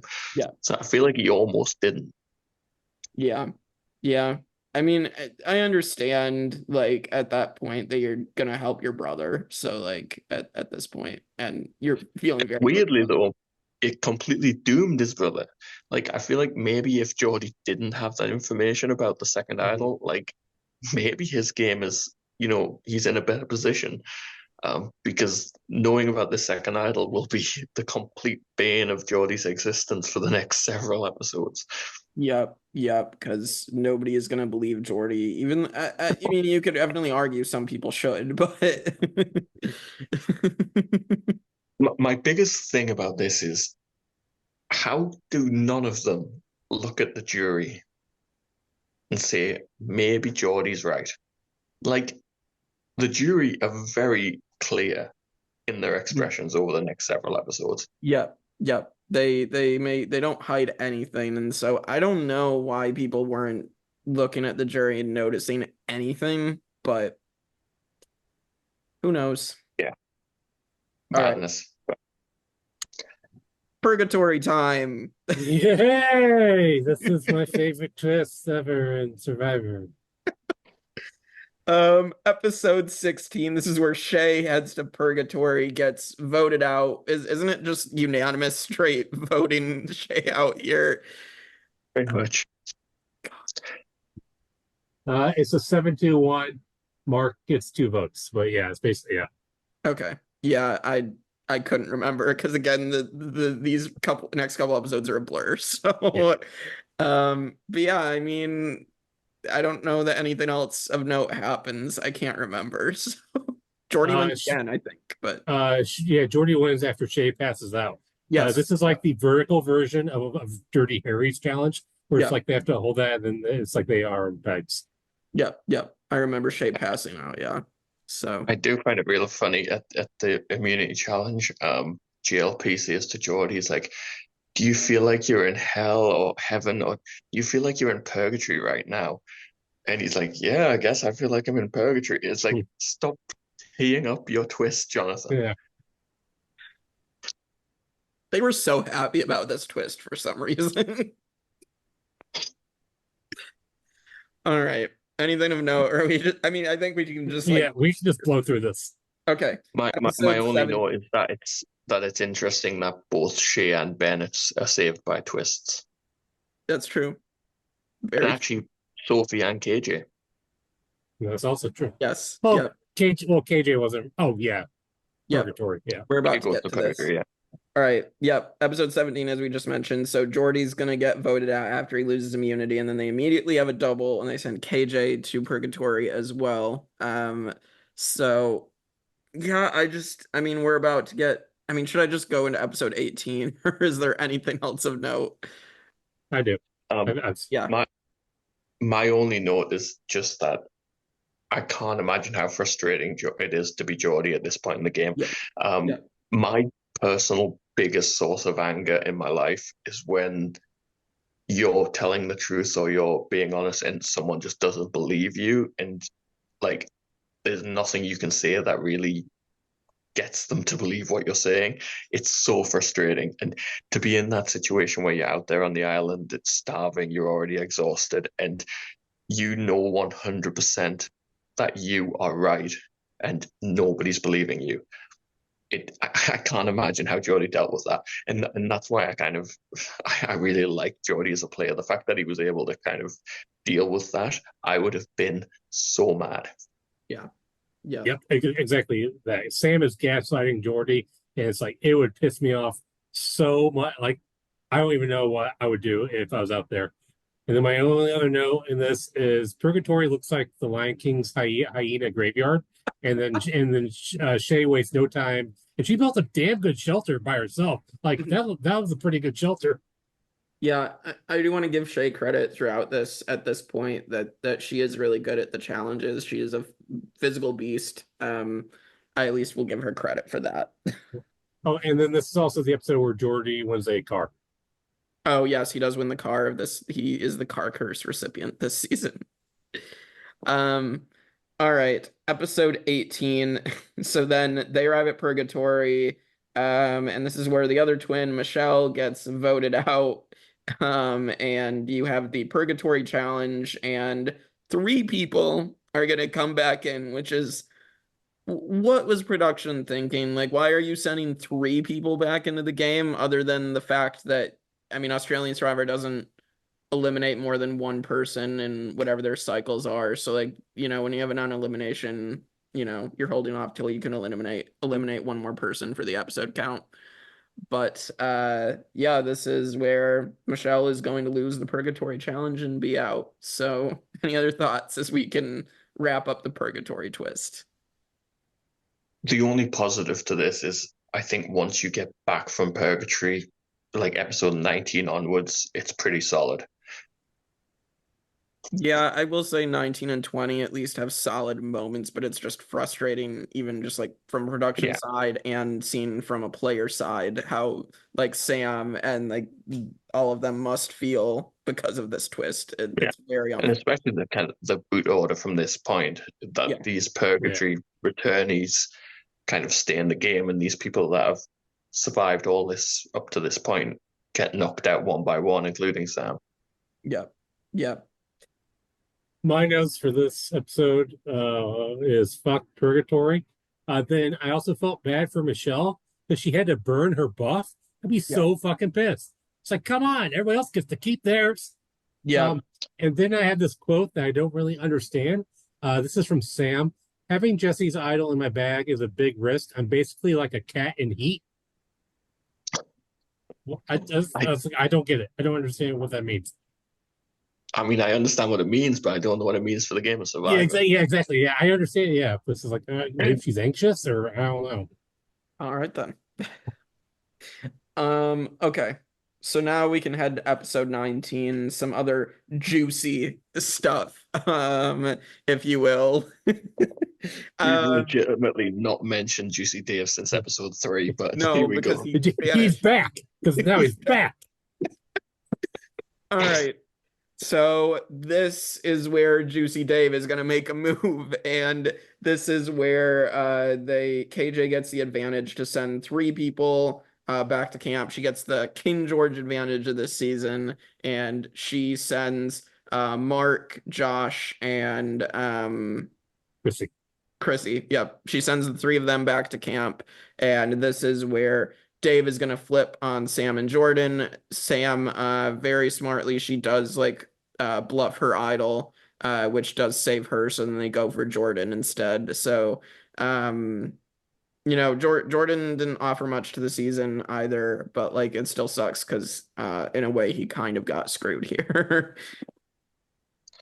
I really, really like how KJ plays this advantage. And I think the obvious way to play it is to save yourself, Jordie and Shay, and just take the purgatory people out of the equation. And I like that she actually kind of weaponized it so they had agency. That's true. So yeah, yep. I really like that move.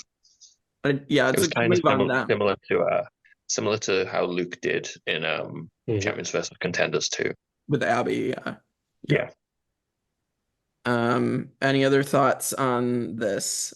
Yes. KJ has a good quote that I like to add tribal. They did not see me coming. Maybe I'm just that translucent. I like that.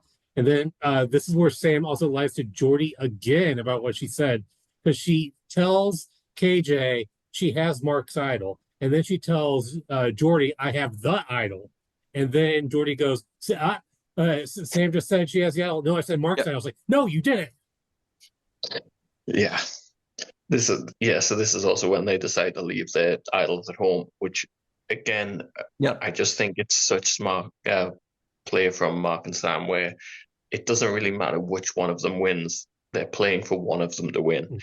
And to kind of know that losing one of them isn't necessarily the worst thing in the world.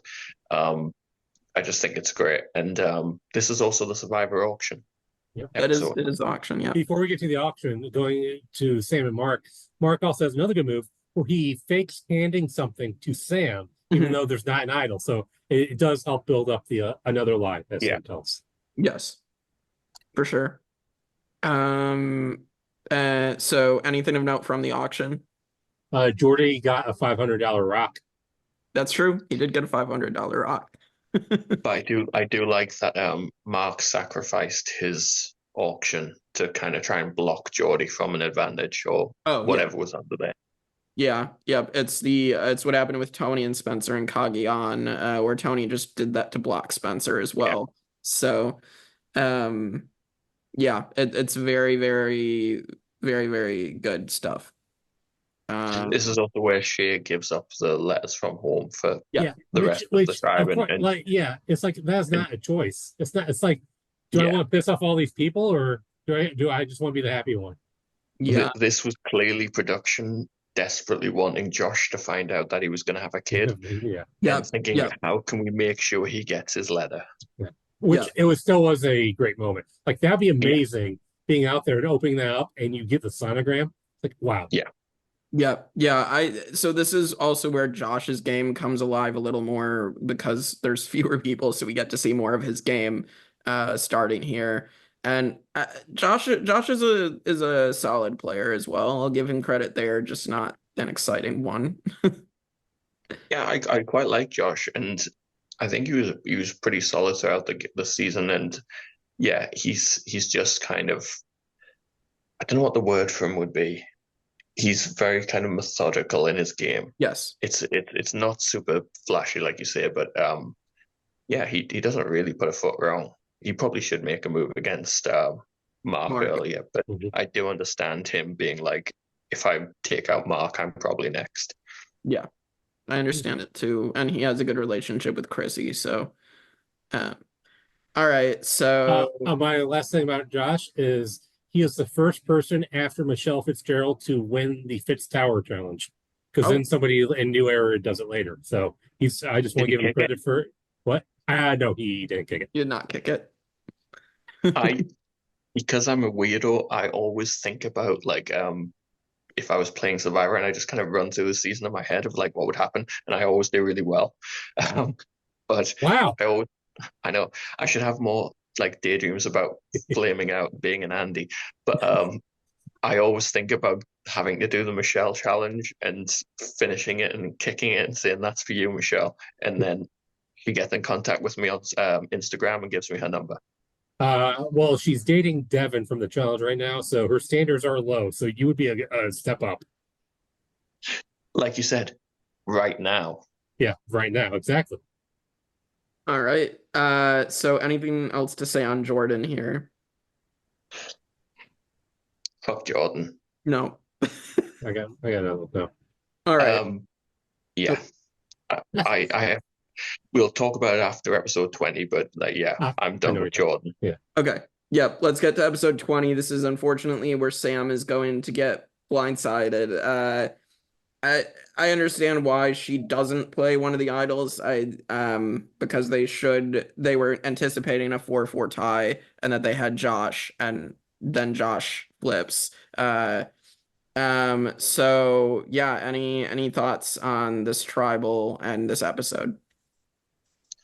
I don't know if it's necessarily a blindside. I think they knew it was a very real possibility, and it was a decision they made. And I think it's like we keep going back to how it's an interesting format where it's like you can be willing to give up your game if it's what's best for your partnership within the game. And Sam played very big, but it gave her a much bigger threat level and a much bigger target. And I think her being taken out at this point was ultimately what leads to Mark getting the win, because also being the only couple left in the game is such a big threat to have on your back. And kind of Mark coming out of this, like, as everyone's a single player, everyone's on the same wavelengths. He has two idols, but nobody believes he does. It kind of lowers his threat level ever so slightly. Yeah, well, so Sam does not go out with an idol. Mark just doesn't play it for her. Yeah. But and then Jesse's face when Sam gets voted out is epic. So epic. So happy. Yeah. Any other thoughts on this? I mean, I'm sure we should touch on the fact that the jury was very cold to Sam at Jury Villa. And very toxic. And I remember at the time, because I think I started watching this live and kind of picked up the watch much later on. But I do remember this coming out at the time, everybody being infuriated with how the jury was treating Sam for, it sucked. She should not have been treated this way. Yeah, I mean, like, so Jordan is given like heavy signals from the jury bench to the players still in the game, and it affects people's decision making, and it's completely against the rules. And I think it shouldn't be allowed. We see it with, if we ever get the Survivor UK, we'll see it with Lee. You've been voted out of the game. Sit there and be impartial and listen to what's going on in the tribal council. Don't try to influence stuff. That's not your position on the jury. Sam gets voted out and she goes to Jury Villa, and it's like a murderer has walked into the group. And she sits down, and it's just so toxic and so awkward. And Jordan is so, like, I don't know, it's just terrible. And all Sam did was play the game hard, and we've spoke about it, like, with players like David, with players like George. Like, there is one very big difference when it comes to Sam, and it's that it's a woman doing it. And there are lots of people that appreciate big gameplay, but for some reason, when it's Sam doing it, it's somehow over the line. And Sam deserves to be spoke about in as high regard as we talk about those other big players, because absolutely, you played a fantastic game, and some people could just, they can fuck off, quite frankly.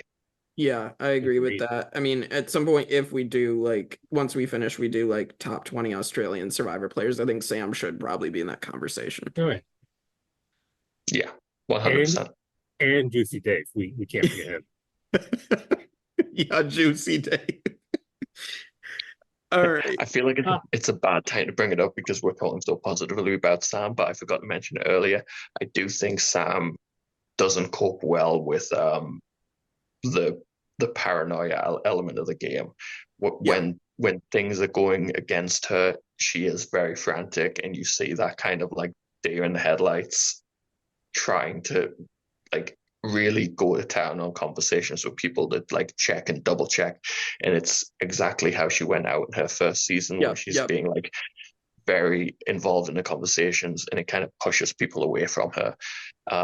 So I think that's one area where she's like, she kind of pushes too hard, and it pushes people away from her. Absolutely. Yep. Any other thoughts on this episode? I've got one. This is a conversation that happened at camp at the start of the episode. Jordie, he even kissed me on the cheek. I think Judas did. I think Judas did that to Jesus, and then Josh goes, "He should have kissed you, Dave."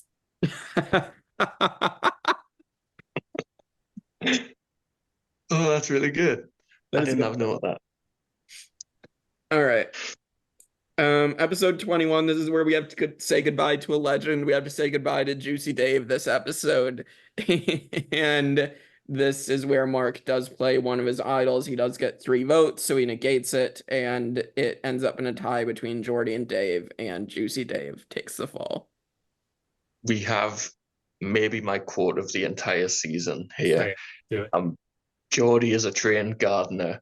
I'm a trained killer. Yes, yeah. And I'm out for revenge. Fantastic from Mark.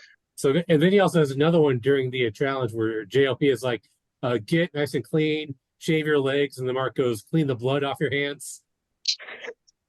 Jeez. I was like, man, he was on fire this episode. Also, is this where, or maybe it was last episode, but this is where he does the Batman thing. He's like, I'm Batman, and Josh is Harvey Dent, Two-Face. And so, yeah, so, and we're going to take out the Joker. And this is I could just kind of see production prodding him. It's like Mark, like someone like David or someone like George, you can kind of see them doing that, and that's like who they are as players. I don't feel like Mark's that kind of player. No. So when you see him doing these things where he's clearly been prompted by production, I don't know why, it just makes me laugh. It's like, make some Batman references, Mark. It's like, what? Yeah, okay. Batman. Yep, and Jordie's like, oh yeah, the Joker convinced Two-Face to join him, so I'm working with Josh now. It's like, that was only in the Dark Knight, I'm pretty sure. Yeah, it would have been great if you started throwing in like Poison Ivy and the Riddler and Killer Croc. I've already killed Killer Croc, and so now I got you. It would have been great if you could have just kept going. Yeah, Mr. Freeze is in the house. Yeah, Juicy Dave is Calendar Man. Oh my god. All right. Anything else to say about our good friend Juicy Dave? It's not about Juicy Dave, but it solidifies my love for Jordie, where he's on the reward and he's wearing a dressing gown and he says he feels like Ron Burgundy. Oh yes, he does. Yep, that was a good quote. Because he totally passes for Ron Burgundy. Yeah, I think it's really wild that Juicy Dave is the choice of vote out here instead of Jordie. But yeah, apparently the juice is up there. Juicy Dave is like the biggest threat left. Yeah. We don't know why, but we don't know why. We don't know why, but then as Dave talks in his jury video, he had the most votes against him this season, so he was the biggest threat. And then everybody's like, no, that's not what that means. Tell that to Neo. Yeah, Neo. Yep, 26 votes. We got 2 more. Well, we have talked about screen time, but we haven't said his name. So, well, there's the other mention. No, you have to say his name, just like Beetlejuice. All right. Well, episode 22. Also Juicy Dave was the last member of the original Blood Tribe, so we're down to a final 6 of just original Water Tribers. Yep. No way. Yep. Yeah. I did not realize that. Yep. Yeah, that's kind of wild. Yep. All right, episode 22. This is where we're gonna finally say goodbye to the Joker, and you Anything else from this episode that you guys have? I just kind of respect how hard Jordie tries to kind of throw everything at the wall and see what sticks. He's been in a real bad spot for a real long time, and yeah, at least he goes down swinging. Yep, and Mark, and it's kind of fitting that he goes out with the Jesse Idol play finally being brought up. Yeah, because Mark plays for no reason. Says, I'm going to use this to send Jesse's Idol to send Jordie home tonight. Yeah. But my complaint about this is Mark named the idol the Ghost of Jesse. Could you not come up with a better name? It's like he had the general and then the Ghost of Jesse. Wow, those are just not comparative. I thought it was pretty good. Okay. I love how JLP's like, when Mark says that he's going to use it to take out Jordie, JLP's just like, oh, that's cold.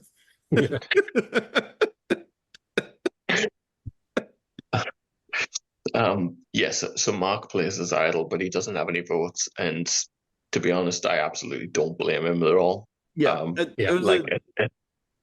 At this stage in the game, he's definitely a big threat, and it's believable that he would cop some votes, and yeah, he'd feel way stupider if he didn't play it and he needed to. Right. It ensures Jordie goes out here. So yeah. All right. And then what JLP has one of his iconic after lines. It was something like I can't remember. It was something about the Queen and a Joker, right? I don't remember. I think so, maybe. I don't know what it is, but I assume it's going to be something about getting the last laugh. Yeah. It was something with playing cards. Is it? Okay. I can't quite remember it. But all right. Episode 23. This is where KJ does go. KJ and Shay do try to do something. They try to get Josh out, but this is where Chrissy screws up and votes for Mark. Yeah. What? And then she says she's kind of mad that they screwed up the vote, and she's the one who was the swing vote to vote Josh out. Yeah. So this is kind of like Chrissy's a really fun character in the season, but like I'm this might be controversial. I'm not a fan. Chrissy has a confessional at the beginning where she says she's really excited about making that she's potentially going to make Final 3 without realizing that there is no world where she doesn't make Final 3. Like she is a lock for that Final 3. Mm-hmm. Nobody is voting her out, and this episode is a good reason why. Yeah, I mean, this solidifies that Chrissy is going to lose the game no matter what. But like, I will say I did like her argument at Final Tribal. We'll get there next episode, but it was a lot stronger than I thought it was going to be. Mm-hmm. Yeah, I'm saying that it deserved maybe like one vote, but like nothing like major. No, it didn't. Yeah. I just have some notes on this episode. They're both Mark's. At the beginning of the episode, when they get back to camp, he goes, I told you the second idol was bullshit. And he just has like a big smirk on his face. I love that. And then this is the challenge where I sent you guys the image after Mark loses. He gets pissed and smashes the tile. And then he just looks at JLP pissed that he fucked up. It's like, now I know why you're a trained killer, because I would just be like, you know what, Mark, you are still in the challenge. Go ahead. We are resetting. Yeah, I love when Mark's in attack mode like that. Like I mentioned to you on your post on Facebook, Matt, like in season 2 when Luke jumps out of the bushes and Mark is like, he's already ready. Yeah, he's like yeah. I totally understand why people didn't go for Mark, because like I'd be terrified too. Like he does have the aura about him where he's dangerous. He seems like a very sweet guy, but like you don't want to get on his bad side. No. But yeah, then so KJ's going to go here. Any other thoughts on KJ? I mean, as I said, I think she's a solid social player, definitely not the best social player, but like, you know, she had some things going on, she just didn't capitalize on it enough.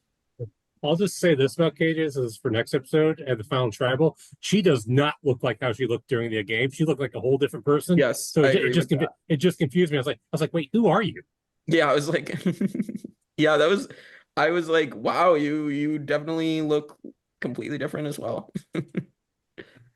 I actually really like KJ. I don't think I appreciate her much as a player in my first watch of this season, but yeah, I think she was a really solid social player, and yeah, I think especially how she played the advantage she had at the tribal council where she saved 3 people or took 3 people out.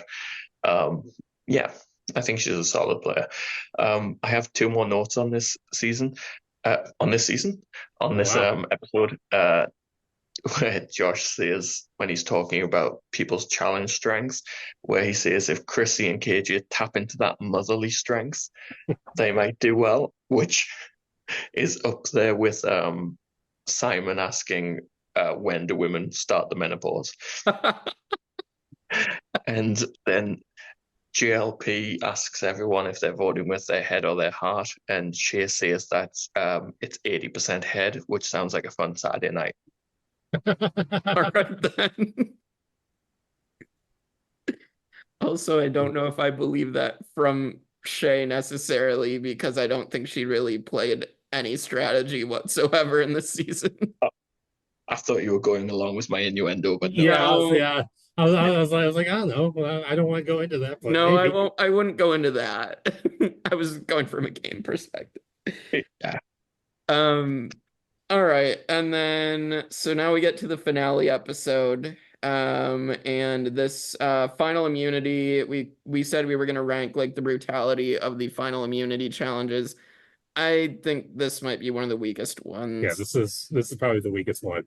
It's just like, not that it's just planking, really. Yeah, and it's like what is this, a mini? Well, they also get to take their hands off like the things like repeatedly and like stretch them out. I'm like, what? Wait, why is this allowed? Like, yeah. My first note is that this was a lackluster final immunity. Yeah. In fact, this entire season, the challenges were kind of bland. They were basically like the same thing. You either wrestle against each other or you do an obstacle course and do like a puzzle. It was basically like it was like a new era thing. Like there weren't that many good challenges here. I didn't like the challenges. I can remember more challenges from the next 2 seasons, obviously, than anything from this. I didn't mention it at the time. I don't have much to say on the challenges because I do skip them. But I did like the volcano fire throw challenge. I did. Yeah, that was the one. I think that challenge has only ever been done. Mark 1, yeah. Survivor Fiji, I think. So, yeah, it was the only. Did Yowman win it? What? Did Yowman win it? No, I actually think it was the only challenge that the Ravu tribe won in, which was like when they were swapped. I believe it's the only challenge they ever won because it's the arcade challenge when they're eating all the hot dogs and going bowling, and Rocky pisses everyone off. Wow, we are really talking about shittier U.S. seasons than we are at this point. I actually enjoy Fiji a little bit. I enjoy Fiji a little. Yeah, but it's still near them. I mean, Earl and Yowman. I mean, they're just top tier. And Dreams, I would say those 3. And it's like, Yowman kissing his turtle idol is the sweetest thing I've seen in 50, 60 seasons globally of the show. I love Yowman. All right. Anyway, let's get back to Australian Survivor. And this is where so Shay is going to win the final immunity. And again, this is great play by Mark. He has set this up all along that Josh is going to take the heat as the one that's been leading things rather than Mark. Mark played this so perfectly, and the fact that he's able to get Chrissy to turn on Josh and just like vote him out. I mean, just brilliant play by Mark.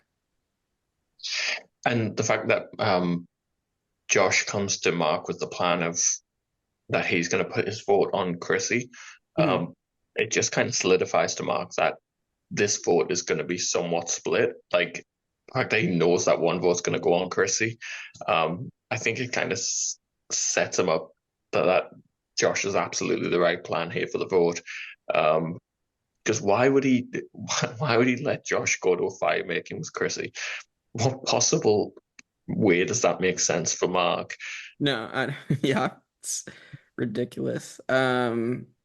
Any other thoughts on Josh getting booted? I will say, maybe do we want to like talk about like best fallen angels as well? So like what? Okay, so Josh is up there.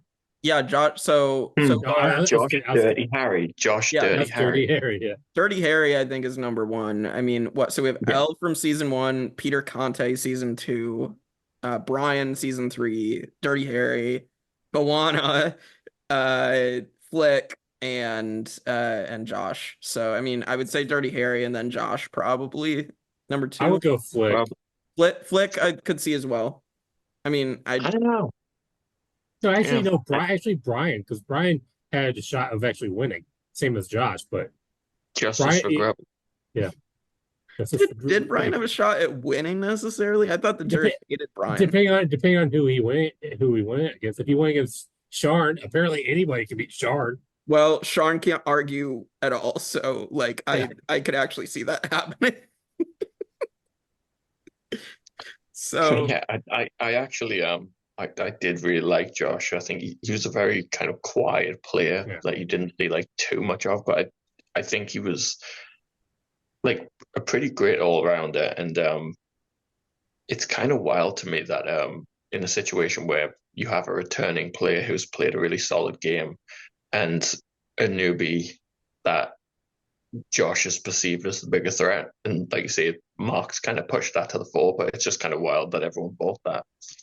yeah. Again, great play by Mark. Anything else? No, well, yeah, I'll say Josh is a good fallen angel, but then the next 2 seasons knock him down because the next 2 fallen angels are really good. Oh, absolutely. Yeah, because we get to talk more about George and we get Mark. So yeah, a different Mark. Yeah. Yes, different Mark, diplomat Mark. All right. So let's get to final tribal council. And this is where I think, obviously Mark gives a great one, really breaks down his entire game. I mean, I think Mark was winning in a landslide regardless, but that's just solidified that he was going to win. And then Chrissy gives a surprising final tribal that like her opening speech is surprisingly good. But it's just not going to be enough because she doesn't have really anything else to hang her hat on. And then Shay just has nothing to say. So yeah, it's kind of like what we talked about with Baden and Pia, where it's difficult to really argue your position when you've played in a minority. So like nothing you've really done has come off. You've just survived. Right. It's difficult to translate that into a winning game. And yeah, against Mark, they really had no shot. And I was surprised by Chrissy's opening statement. She really did kill it. And I remember watching it live and being like, no, don't let this happen. And being slightly worried. Yeah. But Mark really kills this. It's one of my favorite final tribal performances. I think he's absolute pitch perfect on every answer he gives. Yeah. Matt, any thoughts on Mark here? No, I've got nothing. I mean, he was always going to win. This is just another complaint. I mean, this is a complaint I have about Australian Survivor, where there's four out of like 5 straight winners win every vote. It's like mix things up a little bit. I don't know how. Yeah. It's just kind of frustrating because David won, Pia won, and then Liz wins next week with every vote. So And Ferris, yeah. And Ferris, yeah. Yeah. Yep. Yeah, well, so I mean, do we want to jump into our winner rankings right now before like the awards? I have Mark just before, right under David. Just before, one last thing on final tribal I just wanted to mention was after all the chaos of Jesse's idol and how badly he was screwed, I just want to give shout out to Jesse. I love the fact that after getting completely screwed out of the game, that he's a big enough fan and a big enough man to really go to bat for Mark and talk about what a good game he played and really kind of take that on the chin and be magnanimous about it. I just thought that was like, it really kind of touched me. I don't know why. It warmed my heart a little bit. I think that was really great from Jesse. And same for Jordie too, where he basically did the same thing. And then he said how Mark is basically a role model to be a better person, like for him and Jesse. Yeah, I think like that. That's what you should be as a juror. I really respected that. Absolutely. Yep. Well, yeah. So as I was saying, so winner rankings, I have Mark right under David. My winner ranking, I think it's the same as how our other winner rankings stand, but I have David, Mark, Haley, Pia, Jericho, Christy, and Shane. That's my order. I came into this podcast so ready to fight everyone about Mark being a stronger winner than Haley, and I thought that you guys were going to be putting him below Haley. No, I even on like especially on this we're in rewatch, agreement. I think Mark deserves to be number 2. Yeah, I agree. As long as Liz goes in the top 3, because otherwise, after we get to Titans versus Rebels, it will be all men and in the top 3. So I'm just saying, I don't want to be sexist. Yeah, I am sorry, but if I have any say, Liz is going nowhere near the top 3. Okay. Well, you we'll think discuss that next week. You think Liz is the top 3 winner? No, I think Haley is, but I'm just saying. But I just want a woman in the top 3. So because I know Ferris is going in the top 3, so it'll be David, True. Mark, Ferris. So that's why I was just. Well, of the female winners, Liz. No, well, Liz is above Shane. And Liz is above Christy. And Pia. I don't think Christy gave a great. Okay, fine. Whatever. You guys be sexist and put all men in the top. I'm not. I don't. No, I mean, I'm happy to. I would much rather move Pia up. I would much rather move Haley up. Liz. I like Haley a lot. Yeah, I like Haley a lot. Yeah. But after this rewatch, yeah, Mark's game he was really only in danger one time, which is a very impressive thing to do as a returning player and a big threat, physically and strategically. Absolutely. Yeah. All right, so he's going to be 2. And then, Yep. And then Liz will be like 6, and then Ferris will be probably 2. Yeah, I probably, but we'll get there when we get there.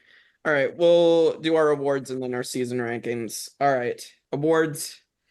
Favorite player, I'm gonna say Mark. I think he just played such a good game, and I actually did enjoy him on rewatching this and how good of a game he did play. So I'm gonna say Mark. I'm always relieved when like my pick doesn't get taken. Like I can't believe you didn't pick Juicy Dave, but if you're not going to pick him, then I guess I will. You know what? I think Mark is the answer. I think Mark played an incredible game, but for the sake of duality, I'm going to go with Sam. Damn it, motherfucker! That's who I was going to pick. I think the pair of them went out there and the improvement from like their first season to their second season, it cannot be overstated. And Sam was fantastic, and she played such a big, bold game, and I thought she was amazing. Yeah. All right. Well, I guess I'll just go I'll just go, Marek, but whatever their group name is, I'll just call them both. Yeah, it's both of them together. Like I enjoyed them way more in this rewatch than I did like the first time. It's like I was able to see all their good things. But I'll go Sam, just because she gave up her game so Mark can win. Yeah, for both of them. Right. All right. Least favorite player, I'm gonna go Sophie because I don't like the toxicity and I think she should have just been gone at like the 4th tribal council. I didn't need 4 more episodes of her BS. So yeah. I'll say Jordan, take defeat with grace. Motherfucker, stop taking all my shit. Okay. Now, in that case, I'm going to go Sam. I'm going to best player and worst player. No. Fuck, I don't know. Damn it, you took my first.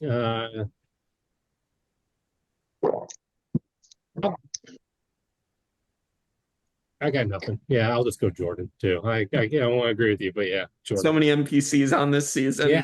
It's like it's just Jordan. It's just the way he was acting after he got voted out. It just pisses me off. Mm-hmm. So this season, can we also do juiciest player of the season? Juiciest. Andy, and then Andy wins. I guess, is that just the juiciest meaning like sexiest or like? No, it's Juicy Dave. Yeah, we always say Juicy Dave, and then we move on. I mean, Who was the juiciest player, Jake? Khanh. I think, Yeah, depending on what you going by what you, I mean, he was fun. He was flamboyant. yeah. I mean, if I'm looking at it, I'm gonna say Khanh as well. So, that fashion statement was just Well, I guess I'll say Dave. okay. Best move of the season. Sam stealing Jesse's idol has to be the best move of the season. Yeah, I mean, Okay. Ooh, oh, sorry, go. There's no debate on this one. It's one of the most brutal things I've ever seen in Survivor. Truly, like it's almost like I don't know, like something from it's like Machiavellian. It's horrible, but I love it. To be different, I'm going to say casting Nina. It may not have paid off in this season, but pays off extremely well next season. Yeah, that's a good choice. Yeah. You did what the US couldn't do. Exactly. And they didn't want her for some reason, but they wanted Jared Fields. US's loss is Australia's gain. It really is. Yeah. Yep. All right. Who else to return from the season that hasn't already returned? Just from character perspective, I'm gonna say Chrissy, just because her not knowing what to do on a return might be funny as well. So I'll take Chrissy. I don't know who else. So Jesse. oh yeah. I was thinking Jesse, but I'll go Khanh. Yeah, Khanh. Oh yeah. Khan's another good pick. I don't know why I said Juicy Dave. Andy. No, he's our return. I mean, Croc would be fun by himself just to bring him back. Yeah, Croc would be another good choice.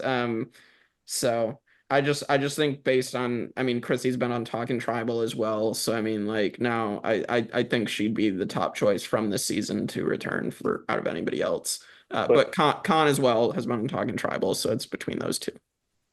How funny would it be if the second 3-time player after Shawnee was Andy? That would be an interesting choice. It would be a very interesting choice. Watch, it will be Moana. Oh God, please no. All right. So let's hit our season rankings. Ooh. So wherever we put champions versus contenders we need to put this one above it. Oh God, no. All right, so the Tribe of Nerds season rankings for Australia, and we will fit this in with the US seasons, but officially it is Champions versus Contenders 2, Season 2, 2017, Brains versus Brawn, All-Stars, 2016, Season 1, and Champions versus Contenders 1 in last for Australia. I would say this is the worst Australian season by far. There is no other choice for me to be the worst one. It's all the worst things from Australian Survivor that like would drive people from watching it. So I have to say it's the worst one, and I'll say my piece when we try to fit it in somewhere else. I think in terms of needless twists, yeah, I can't defend that. I will say Champions versus Contenders. You have Benji, Shawnee, and Matt Rogers. We get Sandra for a fun little stint. True. We get the introduction of Nina. We have Jordie. We have Mark and Sam coming back. We have Sam taking Jesse's idol, which is the most ruthless thing that's ever happened in Survivor. I think we have Khanh. We have Chrissy being like this fun, like outsider, like looking into this crazy game. I think to me, there's more upside to Blood versus Water than there is Champions versus Contenders. I don't think it's a fantastic season, but I do think there are more big players who actually like try to make something interesting happen. Most chiefly, of course, Juicy Dave. All right, Matt, I think you're the tiebreaker between this being the 6th worst Australian season or the worst. Well, Michael makes a great case. And before I give my answer, I had to pick a movie to compare this to. And the only movie that just kept popping into my head was The Rise of Skywalker. So that should really tell you what I think it's like. So we have the queen is back, but she doesn't last long. That is who Leia was going to be if she was still living. So Sandra is that. And then you just lose, like the edit is so bad you lose people like Poe and Finn. Are they even here? It's like that is like half this edit. And then you got Sam and Jordie can be Kylo Ren, and then Mark is just Rey because he's a Skywalker. So, but it's just like a bad, and then Purgatory somehow they returned. Yes. So it makes sense. But yeah, somehow Andy returned. Yeah, exactly. But this season is so bad they had to reboot the producers, and that's when we get David Forrester in for the next 2 seasons, and that's why those 2 seasons are amazing. So this is the worst season of Australian Survivor, but Michael did make a great case. Yeah, you did. I think you made the best case you could have for this season. It's so hard to look past this that David Forrester took over after this, and we got to the best 2 seasons that we've ever had for Australian Survivor after this. So, I disagree, but it's not like I'm fighting for my favorite season or something like that. Like I can take that loss. Yeah. And I will say, like, being the worst Australian season isn't the worst thing in the world. Oh yeah, no, like, it's still. Yeah, I'm looking at the list. Yeah, I'm looking at the list, and there's a lot of seasons that this will be above. Yeah, it may be going last on Australia's season, but it certainly won't be going last. No, overall. I would not put this like bottom 10. Probably, I would put it above like I would put it close. At least. So I'm looking at the list now as well. I mean, maybe in the 30s somewhere. I don't have access to the list, so you're gonna have to talk. Champions versus Contenders 1 is at 32 right now. The next few below it are all US All Stars, Fiji, Coron, Gabon, and Survivor 45. That's the next 5 after that. So, yeah, and then there's Game Changers, which I think this is better than Game Changers, so I would probably put that above that. I think it's better than 45. Yeah, 45. Yeah, Gabon is just depending on how you like to. Gabon is it crazy fun or is it just stupid fun? Yeah. Ask Sarah. Yeah, and I like Calrong, so I wouldn't put this. I would not put Blood versus Water above that. I think it's at least above Game Changers and 45 for sure. Again, Gabon, it depends on what mood you're in for. I feel like I could name more people. I feel like there's a lot of duds on Gabon as well, but you also have some really good players that you can say GC's name. It's fine. He's not listening. my personal out of that list, I would put it between Karong and Gabon. So above Gabon. Yeah, above Gabon. I can deal with that. I think that's a pretty good spot for us. So that'd be 36th out of 53 now. I think that there's more solid gameplay in this season. Oh yeah, Gabon has like the worst gameplay. Yeah, Gabon has 3 goats. Although Sugar controlled that game, but she got no votes. So yeah. Don't catch Sarah, Pirate Sarah, listening to this and being mad that we said Bob was a goat. So. No, it's fine. I gave her a fucking pop of herself and a signed card by Sugar that says "fuck you, Kevin," so she cannot complain. Yeah, I like Bob. But yeah, I like Bob. Especially after talking to him in person. And Sugar's super nice too. Susie's the only one to I don't never met it. Probably because she pulled out her voice box. What? Sorry, what? Randy was the hero, Sugar was the villain. That's a take. That's a good take. I believe it. I believe it too. All right. So yes, that is going to go 36th out of 53 seasons now internationally. So that is it for Blood versus Water, and now we get the first of 2 really great seasons coming up. We get to talk about Heroes versus Villains next week. We get the second coming of King George, and we get to talk about one of the greatest tribal councils in Survivor history. So when Paige goes home because God hates her. Yes, God hates Paige. I'm excited. Very excited for the next 2. Yeah. I'm as well. Like, I'm really excited to rewatch them again. I haven't rewatched Titans versus Rebels since I watched it the first time, but Heroes versus Villains, this will be my like 3rd time watching through. And I Same. really do. I know it's like a lot of the George show, but like it's just so entertaining. There's so much fun gameplay. There's so much fun confessionals, and like we're gonna have a lot more fun talking about the great things from this season for sure. You know, people complain when someone gets a lot of confessionals. If someone's getting that many confessionals, that's on you. Be more entertaining. There's a reason. There is a reason. And then next Yeah. week, I will reveal from King George's book another reason he got such a big edit. I'm excited to hear that. But yeah, and we get to talk more about Simon, of course, Haley, Shawnee, Liz, Jerry. to talk about as a winner. Harry. Jerry. Oh, Jerry. Jerry. I thought you said Harry. I was like, When did man, Harry you come are, back? you're really into Harry, man. Yeah. No, Jerry. Matt. Yeah. What was that? Matt. We can talk about Matt. Yeah, Matt Sharp. Yes. Sneaky Stevie. Yes, Sneaky Stevie. And then David with the braids. Yep. Also Sean and some other people. Nina, of course, as we mentioned. Jordie. Rogue and her great takes about Nina. God.